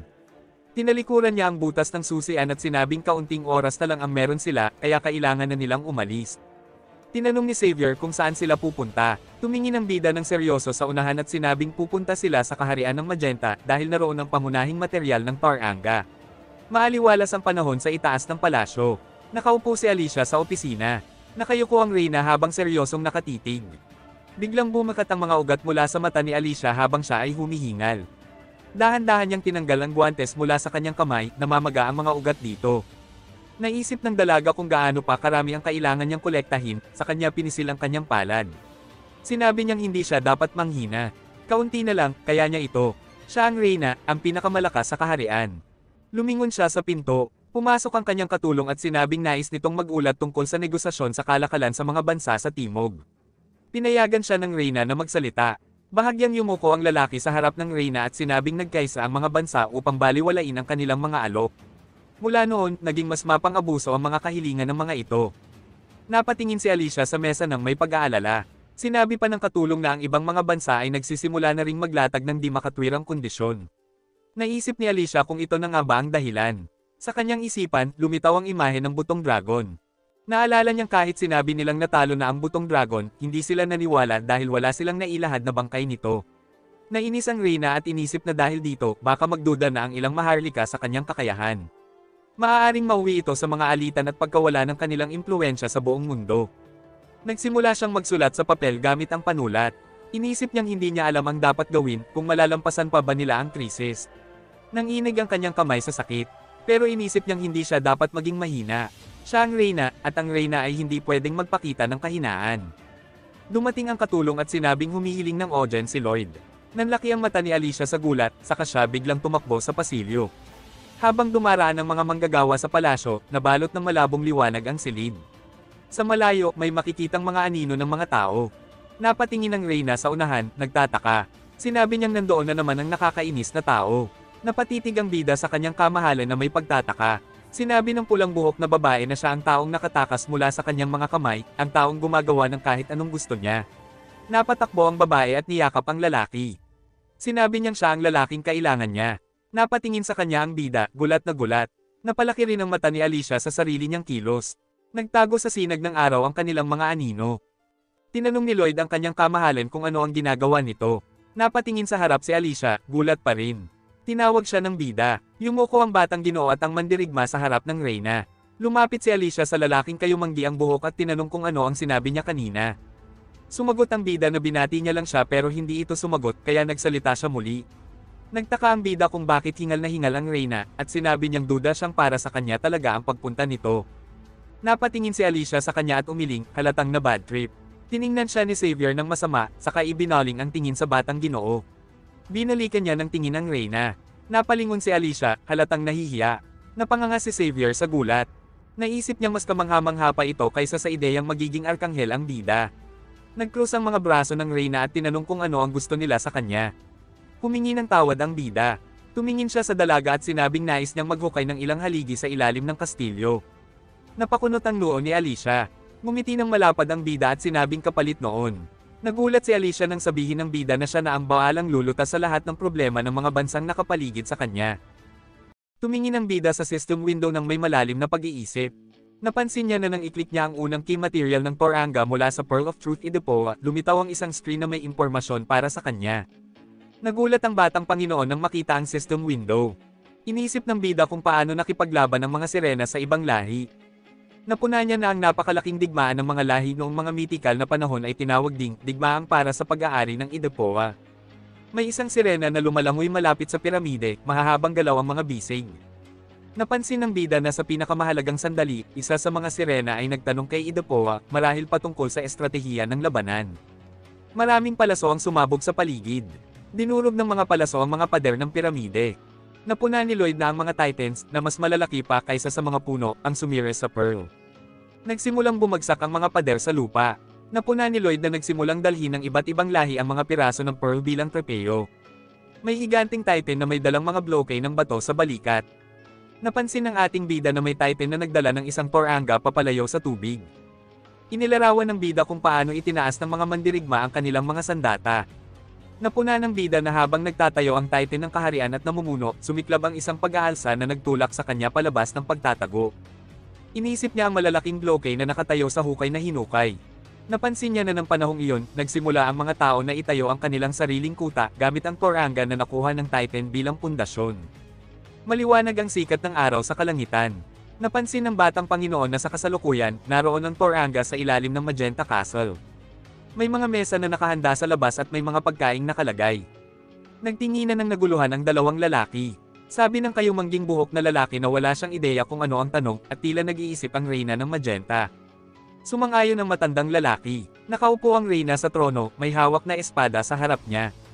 Napansin ng lalaki na noong una, sinubukan nitong takutin sila sa pamamagitan ng pag-aanyaya ng salo-salo, ngunit tuluyang nahubaran ng dangal ng nagkagulo dahil sa dragon na gawa sa buto.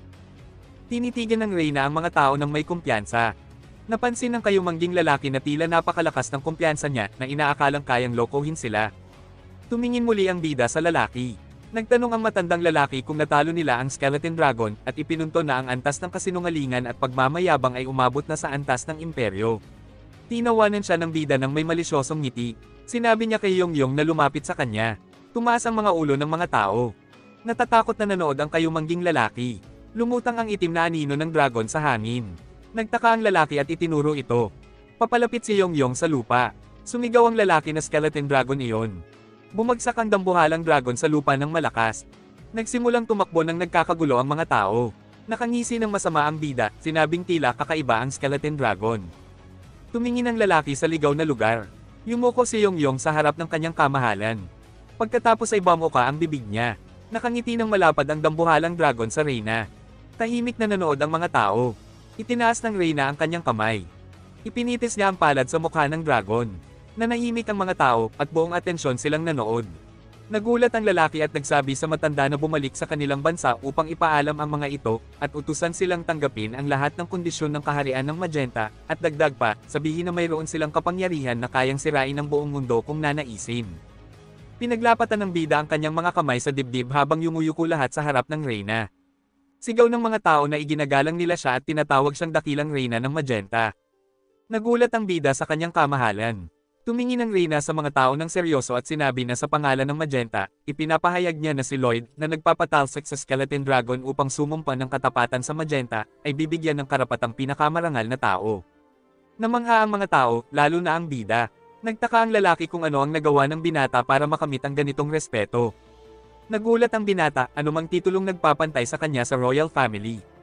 Namulot ang tingin ng batang Panginoon sa pagkabigla at nagtanong kung hindi pa niya pinapahintulutan na buwagin ang kastilyo ng Ledrillo kada Ledrillo, bakit kailangan pa unang pumunta rito. Tumingin ang pulang buhok na babae sa bida, bahagyang kumurap at ngumiti. Nasa likod ng bida si Xavier, nakatingin sa reyna ng nakakatakot. Lumabas ang buwan sa ibabaw ng kastilyo. Nilapitan ng batang Panginoon ang knight at tinanong kung bakit tinawag ng reyna. Lumapit ang kabalyero at nagsabi na sinabi ng reyna na kulang siya sa pagsasanay, at magandang pagkakataon ito dahil may dahilan din siyang nais itanong. Tinanong ng bida kung ano ang gusto niyang malaman. Maingat na tiningnan ng swordsman ang Panginoon at nagsabing hindi niya nadama ang anumang kakaiba mula sa reyna.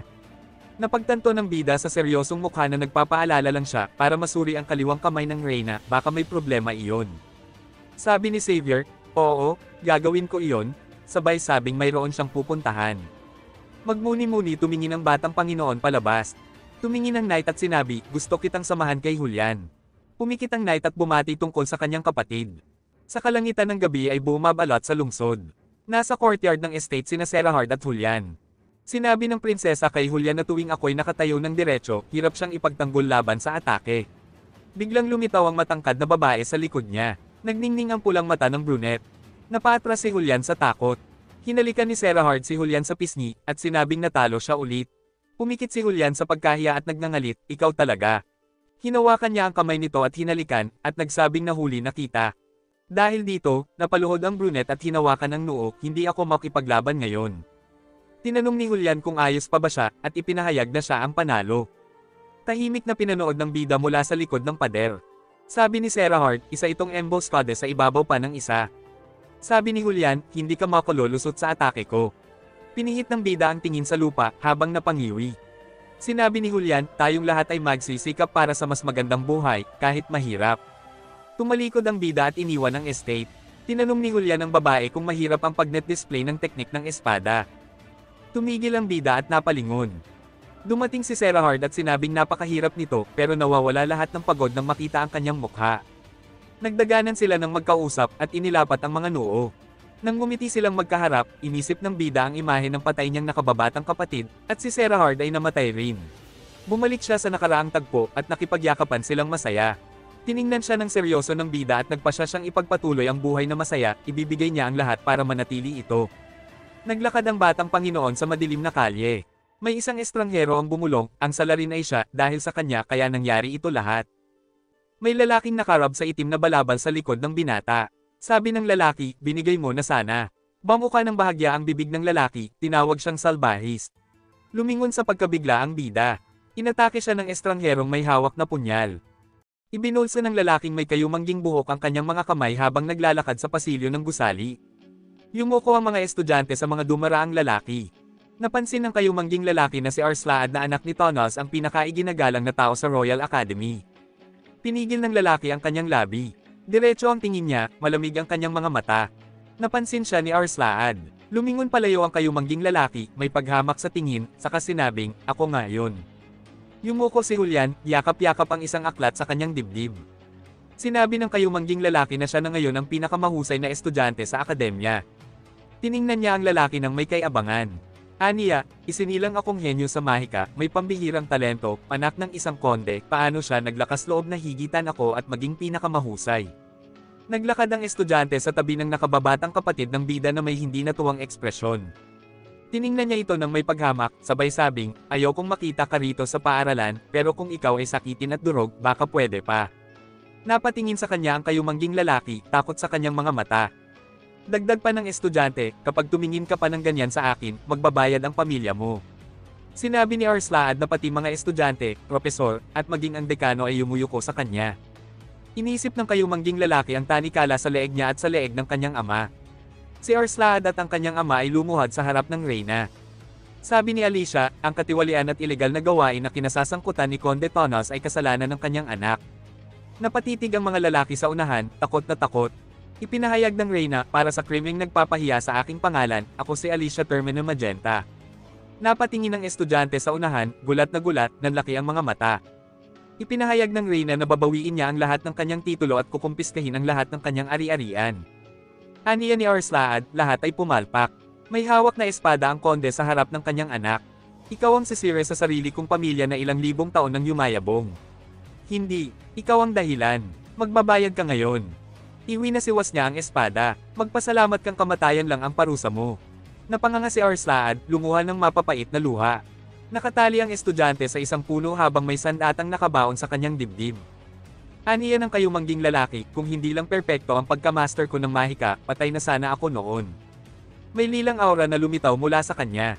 Bumagsak sa lupa ang dugo ang espada, kasunod nito'y napunit ang lubid.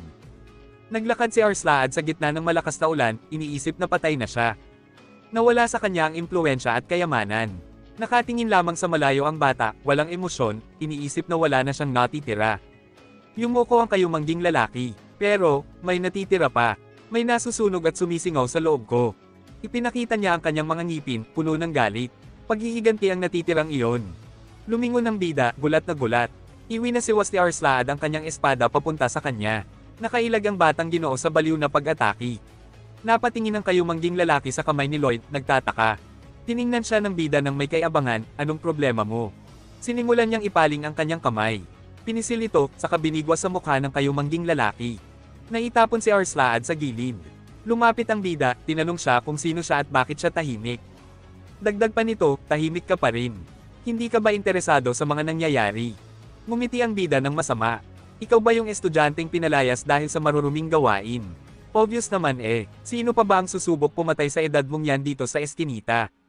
Tiningnan ng kayumangging lalaki ang Ginoo na may matinding galit. Pinukpok ni Arslaad ang kanyang kamay sa dugo. Pagkatapos ay isinaboy niya ang dugo sa bida. Mamatay ka. Mula sa dugo ay lumitaw ang mga talim. Kinuha ni Lloyd ang kanyang pala at hinarang ang mga naglili parang talim na gawa sa dugo. Pagkatapos ay hinampis niya si Arslaad, tanggapin mo to. Napaluhod ang kayumangging lalaki sa lupa, duguan. Tinanong siya ng batang Ginoo, nagulat ka. Hindi man halata, pero dalubhasa ako sa intermediate swordsmanship. Pero ako rin, nagulat, anong klaseng Mahika yun? Gamit mo ang dugo. Napatingin ang bida sa binata, gulat na gulat. Wala to sa nobela. Sigaw ni Arslaad, isa kang demonyo. Tinignan ng kayumangging lalaki ang bida. Paano nagiging bayani ang isang tulad mo? Respeto. Nakakatawa. Alam ko kung sino ang tunay na kontrabida. Yung tunay na basura ng lipunan. Nanlaki ang mata ng kayumangging lalaki. Ako yon. Ako ang traidor. Ako ang pumapatay para lang kumita. Napakunot noo ang batang Ginoo sa galit na binata. Tinanong ni Xavier ang reyna, ano ang tingin niyo kay Lloyd? Ibinaba ng reyna ang kanyang espada. Matalino siya at may talento, gusto ko siyang itabi sa akin. Tiningnan siya ng kabalyero na may pagdududa. Yun lang ba ang dahilan kung bakit gusto mo siya sa tabi mo? Sagot ng reyna, kailangan pa ba ng ibang dahilan? Ang weird mo ngayon. Lumingon ang reyna, litong-lito. Hindi ko alam kung ano ang pinagsasabi mo. Tanong ni Xavier, wala na bang ibang dahilan? Anong dahilan? Anong ibig mong sabihin? Tugon ng babae, naglalaro ka na naman ng palaisipan. Napatingin ang pulang buhok sa kabalyero, nagtataka. Sabi ni Xavier, wala nang halaga kung gaano kalakas ang isang mandirigma o mangangaso. Kailangan pa rin niyang lugar kung saan siya makakauwi. At may taong yayakap sa kanya bago siya matulog. Napatingin ang reyna sa kabalyero, may pag-aalala sa mga mata. Itinaas ng bida ang kanyang kamao, galit na galit. Sinimulan niyang bugbugin ang binata, nakaupo sa ibabaw nito. Anong pinagsasabi mo, ha? Sipain kaya kita ng 30 beses, tapos makukulong ka. Nangisay ang kamay ni Arslaad sa sakit. Tanong ng bida, alam mo ba kung bakit ko to ginagawa? Hindi ako madaling magalit pero nilampasan mo na ang pasensya ko. Nagsimulang mag-drawing si Arslaad sa lupa gamit ang dugo. Sabi ni Lloyd, 12 pa. Ay, mali, 13. Uulitin ko nga. Ngumiti ng baliw ang kayumangging lalaki. Tiningnan siya ng batang Ginoo, litong-lito. Umakyat ang dugo sa ere sa tabi nila. Lumitaw ang mga dugo ang ipo-ipo. Napatitig ang bida, takot na takot. Isang dugo ang halimaw ang lumitaw sa ibabaw niya. Sabi ni Lloyd, mas pangit pa yan sa akin. Iwi na siwas ng halimaw ang kanyang paa. Hinitak ni Xavier ang espada, pinalibutan ito ng aura. Tanong ng Reyna, saan ka nakatingin sa gitna ng laban? Bahagyang bumuka ang bibig ng kabalyero. Pasensya na. Pagkatapos, binuka niya ang kanyang pakpak at lumipad sa langit. Naitapon ang bida sa suntok ng halimaw. Lumipad si Xavier, mabilis na mabilis. Hinawakan ng halimaw ang bida, palapit sa bunganga nito. Bigla, may tentacles na bumalot sa kanyang leeg mula sa likod. Kasabay nito, may binatang may espada na lumitaw sa itaas ng halimaw. Iwi na siwas niya ito ng buong lakas, pinutol ang mga galamay. Nailigtas niya ang bida. Galit ang nasa mga mata niya, pero ang kalaban nila ay nahuhulog na, nawalan ng braso. Napakatinding sakit, huli na ang lahat. Narinig ang mga sigaw sa paligid, at may isang katawan na bumagsak mula sa himpapawid sa hindi kapani-pani walang bilis. Sa huling sandali na salo ni Xavier si Lloyd, paglapag nila sa lupa, nakita nila ang kalaban na tinangkang kunin ang naputol niyang kamay. Sa mga sandaling iyon, muling sumugod mula sa itaas ang lalaking may asul na buhok upang tapusin ang kalaban. Ngunit kinagat ng Moreno ang kanyang kamay at ang punyal, at agad na lumikha ng dugong buhawi sa paligid niya. Masakit iyon para sa kanya, ngunit kailangan niyang kumilos agad. Ilang saglit pa, ay bigla na lang siyang nawala sa lugar na iyon. Lumipad si Xavier patungo roon nang mapansin ang pagkawala, ngunit wala ng tao sa paligid. Ang tanging naiisip niya ay tuluyan ng pinutol ng lalaking iyon ang kanyang presensya. Doon naramdaman ni Xavier ang matinding galit. Lumapit ang lalaking kayumanggi ang buhok at nagtanong, ano yon? Anong klaseng mahika ang ginamit niya? Samantala, sa isang abandonadong guho, biglang lumitaw ang isang lawa ng dugo. At sa sumunod na segundo, isang buhawi ng dugo ang bumalot mula rito. Naroon ang Moreno, nakaligtas siya at nakalipat ng lugar. Ngunit ang mga lalaki ay nanatili sa paligid ng dugong lawa, nag-uusap-usap kung ano ang alam nila. Sigurado silang itinapon na mula sa akademya ang lalaking iyon dahil sa kanyang mga kasalanan. Ngunit si Lloyd ay hindi pa rin maipaliwanag kung anong uri ng mahika ang ginamit. Sa mga oras na iyon, gumagapang ang Moreno sa ibang direksyon habang tumatawa at sumisigaw na may papatayin siya. Nilapitan si Lloyd ni Xavier at sinabing, gusto kong humingi ng tawad. Dapat tinapos ko na yon. Sumagot naman ang bida, huli na para magsisi. Sino bang mag-aakalang tatakas siya ng ganon? Habang sinisikap niyang ibalik ang kanyang kamay, idinagdag niya, hindi ko kayo kailanman mapapatawad. Ngumiti ang bida sa kanyang kasama at sinabing, ibig sabihin, saan man ako mapunta, darating pa rin ang Grandmaster ng espada para tulungan ako. Hindi niya inakalang makakarating ito roon. Yumuko lang ang asul na buhok na lalaki at hindi nagsalita. Samantala, ang kanilang kalaban sa di kalayuan ay patuloy na nasasaktan at sumisigaw na tatapusin niya ang kanyang mga bagong kaaway. Binuksan ng bida ang kanyang status window at nakita niyang 0, ang bilang ng mga tadhana na nailigtas nila. Galit na galit siya sa nakita. Maya-maya, nagbago pa ito sa -1. Ngayon ay hindi na siya galit, tila mawawala na siya sa sarili. Hindi niya maunawaan ang kahulugan nito. Talaga bang dahil sa pagdating niya sa mundong ito, may mamamatay na? Tahimik lang ang kasama niya sa tabi. Dumating na ang araw. Dumating ang isang lalaki na tila hari at kinausap siya. Napakaraming sundalo sa paligid nila, ngunit tumangala pa rin ang lalaking kayumanggi at sinabing, panahon na para simulan ko ang konstruksyon. Dahil sa mga kabalyero nyo, hindi ako makapagtrabaho. Tumingin ang isang babae sa kanya at sinabing, kung may nagbabantang panganib sa isang mataas na opisyal, normal lang ang ganitong seguridad. Pagkatapos ay lumingon siya at nagutos, patayin ang sinumang lalapit sa taong iyan. Sumang-ayon ang kanyang alagad. Ngunit bigla nilang narinig ang isang tinig, huwag nyo nang gawin ito. Natatakot siyang sa halip na makabuti, lalo lang itong magdudulot ng kapahamakan. Itinuro ng lalaki ang kanyang kabalyero. Kasama ko si Xavier. Isa lang siya pero katumbas ng milyon-milyong sundalo mo. Lumapit ang babae at sinabing, naiintindihan ko na. Sige, pag-aralan natin ang mahika at ang dugo. Nagpasalamat ang lalaki. Ngumiti siya't nag-isip, ano pa kaya ang kayang gawin ng lalaking ito? Hindi niya alam kung sino ang mamamatay dahil sa kanya, ngunit hindi siya mapalagay. Hindi niya malulutas ang problema hanggat hindi niya nauunawaan kung paano lalabanan ang tadhana. Kaya't ngayon, kailangan na nilang ito ng pansin sa Taranga. Itinaas niya ang kamay at sumigaw, panahon na para simulan. Alam niyang kailangan nilang magmadali at tapusin ang laro. Kailangan nilang maintindihan ito ng buo kahit papagsisihan nila ang bawat hakbang. Kung iisipin mo ang plano, kailangang alisin ang isa sa mga haliging sumusuporta sa palasyo sa ilalim ng lupa. Siyempre, hindi ito papayagan ng mga maharlika ng kaharian. Pero naayos ito ng Reyna, ginawa niyang opisyal na proyekto para sa pagkukumpuni ng palasyo. Nagpatawag pa siya ng isang pagpupulong. Para maiwasan ang pagbagsak ng estruktura, kailangang simulan ang paghuhukay mula sa gilid. Ngunit kapag hindi naging maingat, maaari itong magdulot ng sakuna o tuluyang gumuho ang gusali. Sa modernong panahon, sinusolusyonan ito sa pamamagitan ng soil reinforcement. Lumapit ang mga manggagawa at sinabing dumating na ang mga hinihintay nila. Isa sa mga paraan ay ang freezing method, pinatitigas ang lupa sa pamamagitan ng paglabas ng malamig na hangin. Para dito, kailangan ng gulong. Sa Night Iron and Blood, may matagal nang umiiral na artipakto para rito, isang dambuhalang kagamitan na hugis funnel na tinatawag na puso ng lamig. Isa sa 3 artipakto na sinasabing taglay ang pinakabuod ng taglamig mula sa buong mundo, isang kristal. Isang makapangyarihang sandatang estratehiko na ibinigay noon ng pamilya ng hari at ng Ice Dragon bilang tanda ng mabuting loob. Sa nobela, ginamit ito ng kanyang itim na kapatid na babae upang i-freeze ang lahat ng kalaban. Dahil dito, naging madali ang panalo sa digmaan. Siyempre, para magamit ang ganitong nakakatakot na sandata, kailangan ng pahintulot mula sa mga maharlika. At para rito, kinailangan pa ng Reyna na gumamit ng suhol. Mabuhay ang Reyna. Sa paningin niya, lalong naging kahanga-hanga ang mga babae.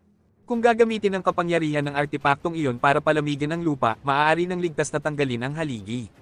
Siyempre, kailangang palitan ito ng panibagong suporta mula sa gilid. Habang nangyayari ito, aksidenteng nakasalubong ni Xavier ang isa sa mga tagapagbantay ng artipakto. Lingid sa inaasahan, napalingon siya sa gilid at may nakita siyang isang magandang dalaga na nagtanggal ng kanyang hood at mahiyaing ngumiti. Sa sandaling iyon, bigla ring nakaramdam ng hiya ang binata.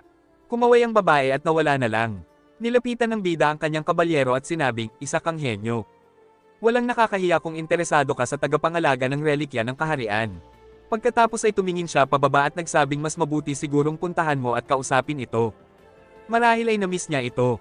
Sumagot ang kasama at nagtanong kung ano ang ibig niyang sabihin, tapos ay may tanong pang sumunod, sa tingin mo ba, bulag yung taong iyon? Ngumiti siya ng sarkastiko at sinabing sa pagtitig lang sa mga mata ay kaya niyang makita kung ano ang namamagitan sa kanila. 0 ang tsansa ng pagkakamali, nasa rurok na ng galing ang radar niya pagdating sa pagdetect ng mga nagkakainlaban. Lumingon si Xavier at naisip na ang kakayahang iyon ay malinaw na hindi gumagana sa kanya. Huminga siya ng malalim at sinabing hindi siya maaaring umalis kung may banta sa buhay ng bida.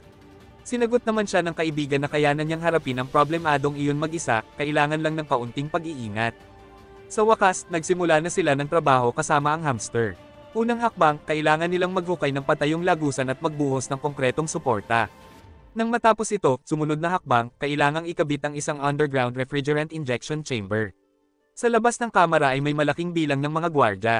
Ikatlong hakbang, ang pinakamahusay na mga salamangkero ng kaharian ang magkokontrol sa puso ng yelo, habang ang iba ay kailangang ikonekta ang mga tubo mula sa puso ng yelo patungo sa lupa upang ito'y tuluyang magyelo. Sa wakas ay nagsimula na ang proseso.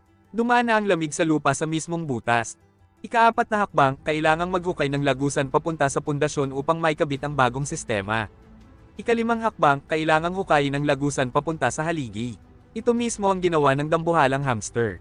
Tumangala si Xavier at napansing mas mabilis ito kaysa dati, at ang pinakamahalaga, binigyang diin ng bayani na mas mabilis, mas mabuti. Pagkatapos ay napakunot noo siya at naisip na lumilipas ang oras, kailangan nilang matapos agad. Sa katunayan, may paraan para mabunot ang haligi sa isang iglap. Bigla siyang naliwanagan, kailangan lang niyang gamitin ang kanyang kakayahan. At doon niya sinuntok ang sarili niya sa mukha ng buong lakas. Itinaas ng lalaki ang ulo at sumigaw na oras na upang ihanda ang mga bakal na pampalakas at simulan ang pagkakabit ng konkretong takip. Samantala, mas pinaghusayan pa ng mga salamangkero ang kanilang trabaho. Isa sa kanila ay ang bagong kasintahan ni Xavier. Sa likod ng dalaga ay may pintuang selda, at sandaling naging payapa ang paligid. Ngunit ilang saglit lang, nagsimulang lumitaw ang dugo. Ilang minuto lang, may lumitaw ng umiikot na buhawi ng dugo, tila nasa lugar na ang kalaban. Sa isang kisap mata, lumitaw sa silid ang lalaking brunette na may bagong prostetikong kamay kapalit ng dati niyang naputol. Ilang araw na ang nakalipas, sa gabi, may nangyari. Sa isang mansyon, may isang lalaki ang nagsalita tungkol sa anak ng isang mayamang pinuno ng nayon. Isinilang lamang daw ito dahil sa tsamba, at ngayoy umaani ng tiwala ng madla. Ang nagsabi nito ay ang Duke ng Tuscany, pinuno ng pangkat ng mga aristokrata. Ayon sa kanya, delikado raw na hayaang magtagumpay ang taong ito. Dahil sa kanya, maraming maharlika ang nawala ng posisyon. Sa kanyang harapan ay may isa pang maharlikang umamin na totoo nga ang sinasabi niya. Ngunit dahil sa buong suporta ng Reyna, wala silang magawa kundi pumayag. Umabot pa sa puntong pinayagan ng Reyna ang lalaking iyon na gamitin ang mga sagradong relikya ng kaharian. Wala naman itong alam kung ano ang gagawin sa mga iyon. Yumuko ang isa sa kanila at sinabing balak niyang kunin ang kanyang aklat at itago ito sa malayong lugar. Napakunot noo ang isa at sinabing pati ang Reyna na nagpoprotekta sa hangal na iyon ay dapat nang patahimikin. Ganito ang naging daloy ng kanilang pag-uusap. Makaraan ng ilang sandali, naiwan siyang mag-isa at nag-isip. Oo nga pala, siya ang nagsabi nun, pero araw-araw, patuloy sa paglago ang kanyang mga tagumpay. At ang kanyang mga kabalyero ay mahigpit na bantay laban sa mga pagtatangkang salakayin siya. Biglang lumapit ang isang tao at sinabing matagal na silang hindi nagkikita. Isang lalaking nakabalat kayo ang sumulpat sa kanyang likuran na labis niyang ikinagulat.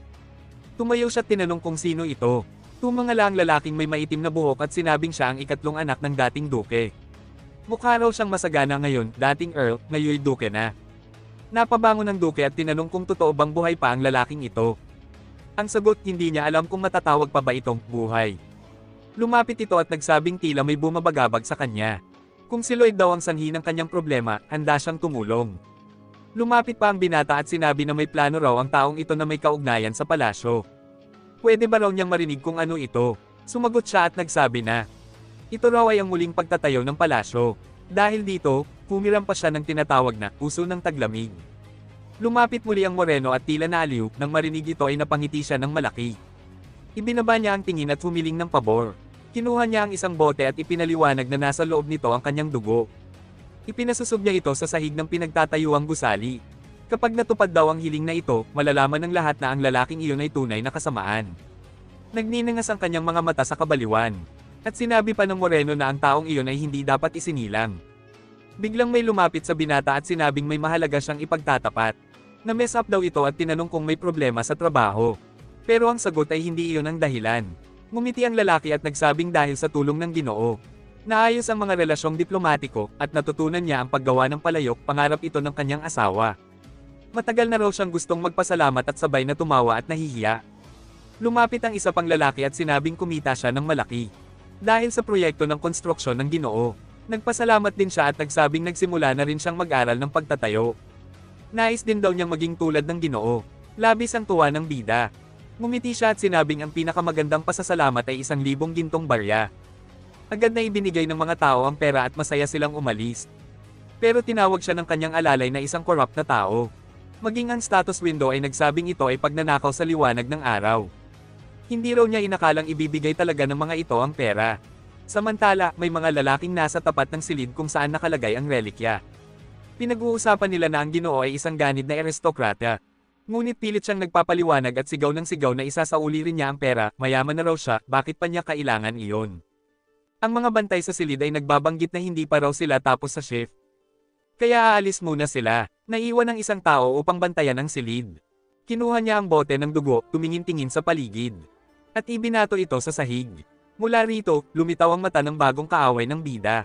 Nagmasid ang matang iyon at saka dahan-dahang pumasok sa loob ng silid kung saan naroroon ang relikya. Ang babaeng nagtatrabaho roon ay biglang napalingon. Naramdaman niya ang kakaibang presensya. Nang lingunin niya ito, naroon na ang baliw na moreno sa kanyang likuran. Ramdam din ito ng bida at ng kanyang alalay. Nagtanong sila kung anong nangyari. Si Xavier ay napalingon na may takot sa mata at sinabing iyon nga ang taong kanilang kinatatakutan. Sa oras na iyon, nakikipaglaban na ang mga salamangkero sa kanya. Habang kinikilala siya, mabilis nitong iniiwasan ang mga atake at lumalapit sa kanila. Agad namang inutusan ng bida ang kanyang alalay na protektahan ang puso ng taglamig at agad itong tumakbo. Sa oras na iyon, umatake na ang kaaway, malalaking dugo ang projectiles ang tumama sa mga tagapagtanggol. Bagaman nakapag-activate ng shield at bakal na pader ang morena, agad itong nabasag. At lumitaw na ang tunay na target ng mga bala ay hindi tao kundi ang mismong kristal. Dumating si Xavier sa silid, at naroon pa ang kristal. Ngunit ilang saglit pa'y nagsimulang lumabas ang napakalakas na enerhiya mula rito. Nanggigigil siya at nagtaka kung anong nangyayari, nawala na ba ang kaaway. Ngunit bigla niyang naalala ang isa sa mga tagapagtanggol. Isang babaeng lihim niyang kinahuhumalingan. Pagod na ito. Ang babae naman ay napalingon at naisip na sumabog na ang enerhiya ng kristal. Malapit si Lloyd at sumigaw na huwag siyang lapitan. Tinakpan ng lalaki ang kanyang mukha at sinabing kailangan niyang pigilan ang puso ng taglamig. Tumutol ang alalay pero lalo lang nagalit ang bida. Sumigaw siya na kailangang pagkatiwalaan siya. Dahil dito, lumipad si Xavier patungo sa kristal. Sa isang iglap, nasa ibabaw na siya nito. Itinaas ng babae ang kanyang kamay, tila may sasabihin, pero huli na ang lahat. Binuksan ng binata ang kanyang mga pakpak at niyakap ang kristal. Ramdam niya ang matinding hirap.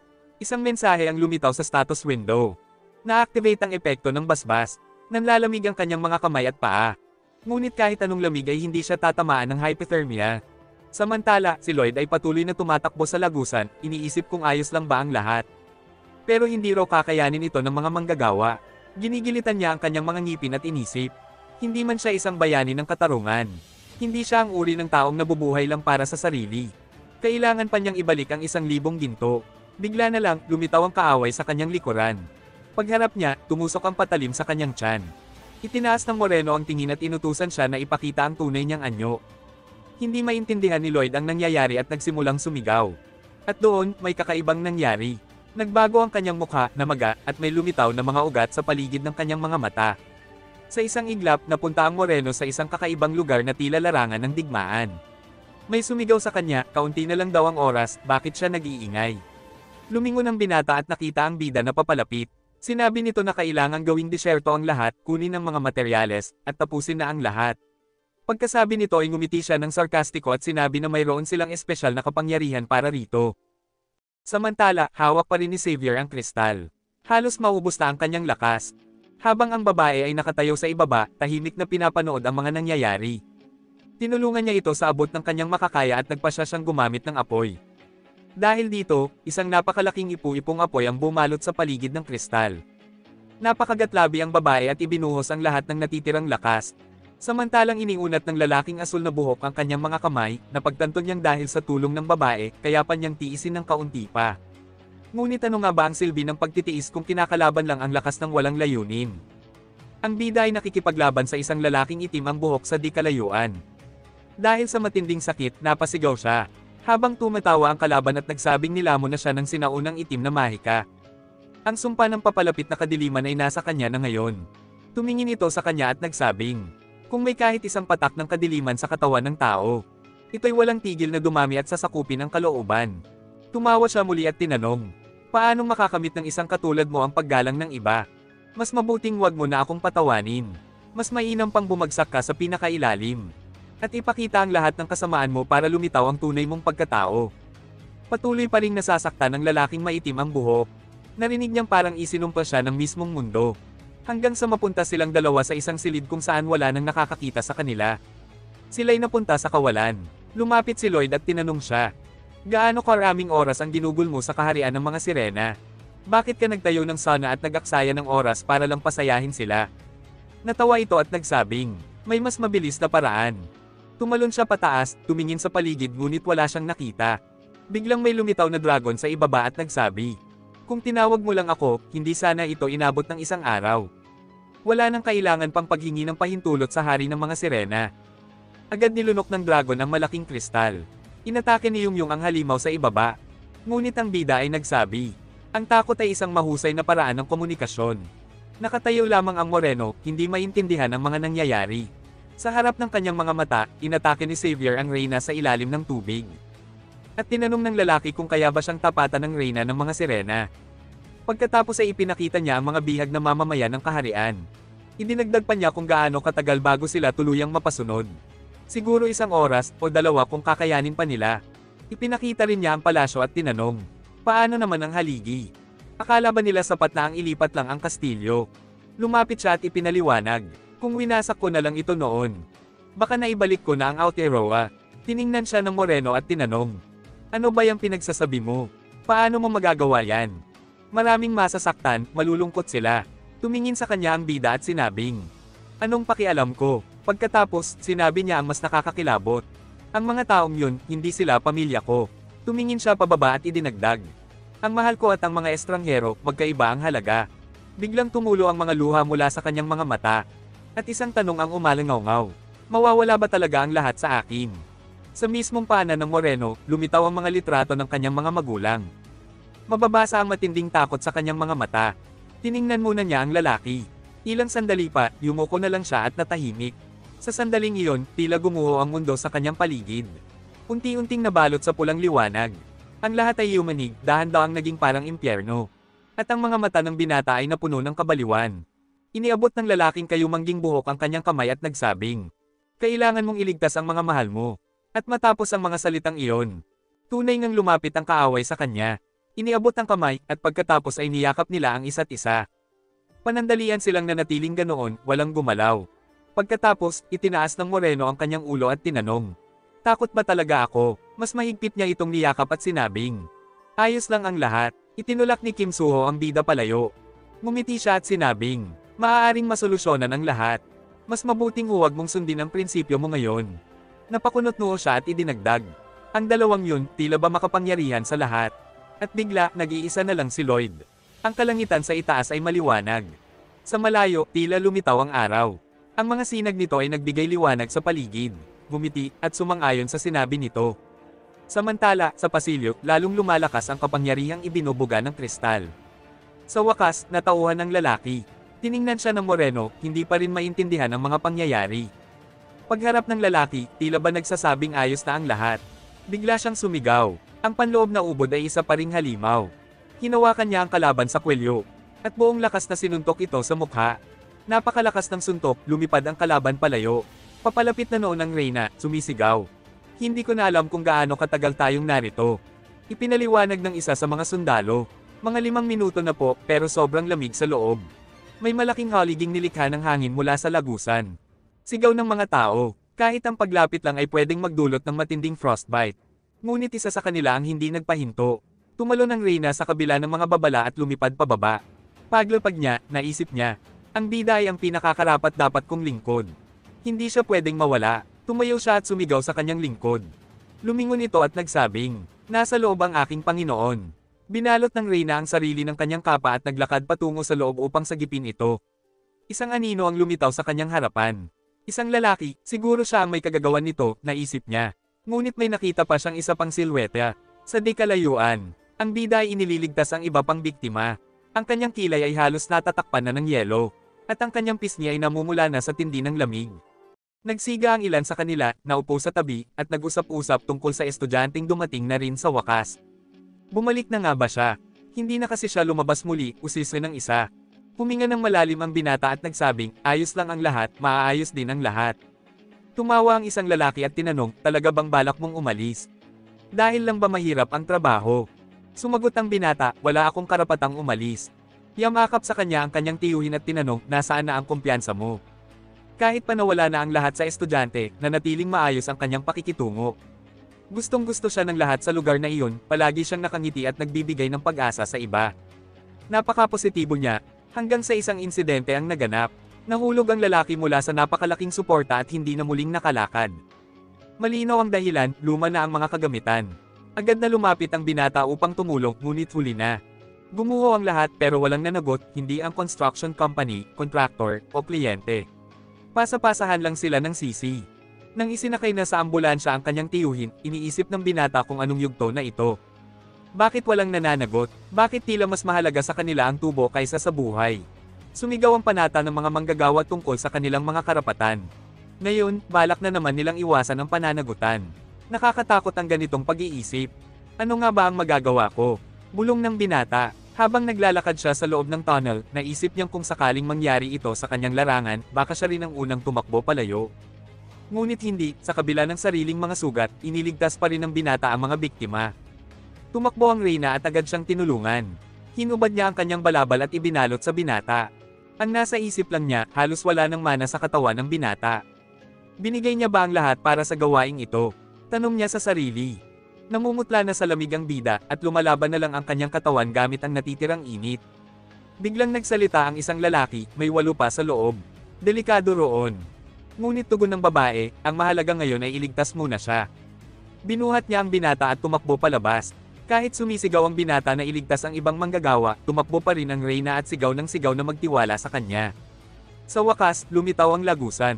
Tumalon-talon ang babae mula sa isang platform patungo sa isa pa hanggang sa makalabas. Matagal man, ngunit natano na rin ang labasan. Nagsigawan ng mga tao sa paligid, narito na ang kanyang kamahalan. Tumayo ang Reyna at muling bumalik sa loob. Sa kabila ng tanong ng iba kung saan siya pupunta. Habang bumababa siya, sinubukan siyang pigilan ng mga tao pero huli na. Iniwan niya ang bida sa lansangan. Nagpa siya ang mga tao na alagaan muna siya, dinalhan siya ng mas makapal na kumot. Hindi nila maintindihan kung paano siya nabuhay. Nakahiga si Lloyd sa lupa, iniisip kung sapat ba ang biyayang pinanghawakan niya. Immune ba talaga ako sa hypothermia? Tanong niya habang nakatingala sa araw. Ngayon, marahil, maaari na siyang magpahinga. Habang papasok pa rin ang Reyna sa tunnel, may biglang sumulpot sa harap niya.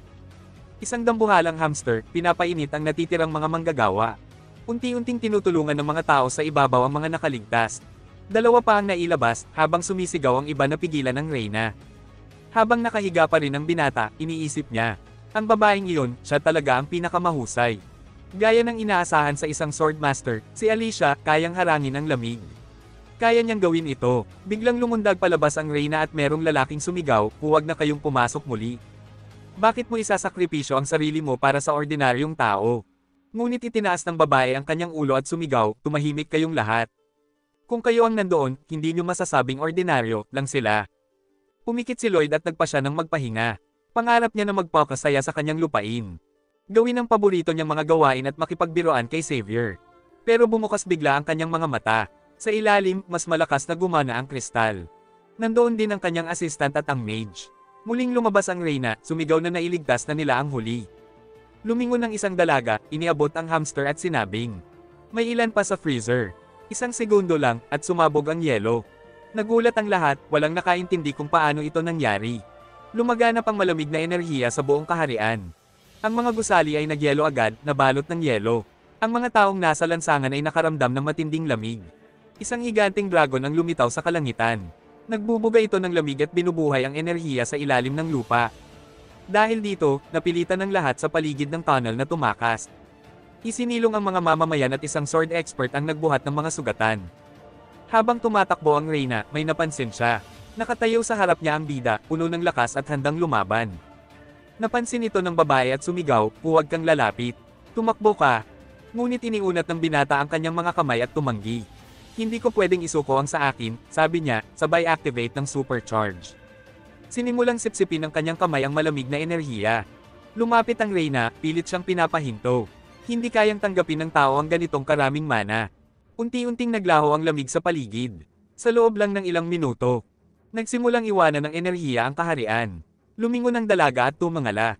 Isang dambuhalang loop ng lamig ang namuo sa ulap. Hanggang sa naglaho ito, isa na lang na yelong projectile ang lumipad papunta sa bida. Ngunit naging tipak ito ng yelo. Tumahimik ang paligid. Binalot ng sinag ng araw ang lungsod. Natunaw ang panganib sa hangin. Nanatiling nakatayo ang Reyna sa tabi ng bida, hindi makakilos sa pagkabigla. Nasa harapan nila ang isang dambuhalang estatwa ng yelo. Hindi rin makapaniwala ang iba. Ang mahalaga, ang dahilan ng lahat ng ito, ay naging isang estatwa rin ng yelo. Nakaligtas sina Xavier at si Luria. Naupo sila sa gilid ng pedestal, hindi makapaniwala. Ang puso ng lingkod ay tuluyang naglaho. Sa parehong sandali, ang estatwang yelo ng bida ay nagsimulang magbitak-bitak. Pero bago ang sunod na chapter, huwag kalimutan mag-like, share at subscribe sa ating YouTube channel na Isekai.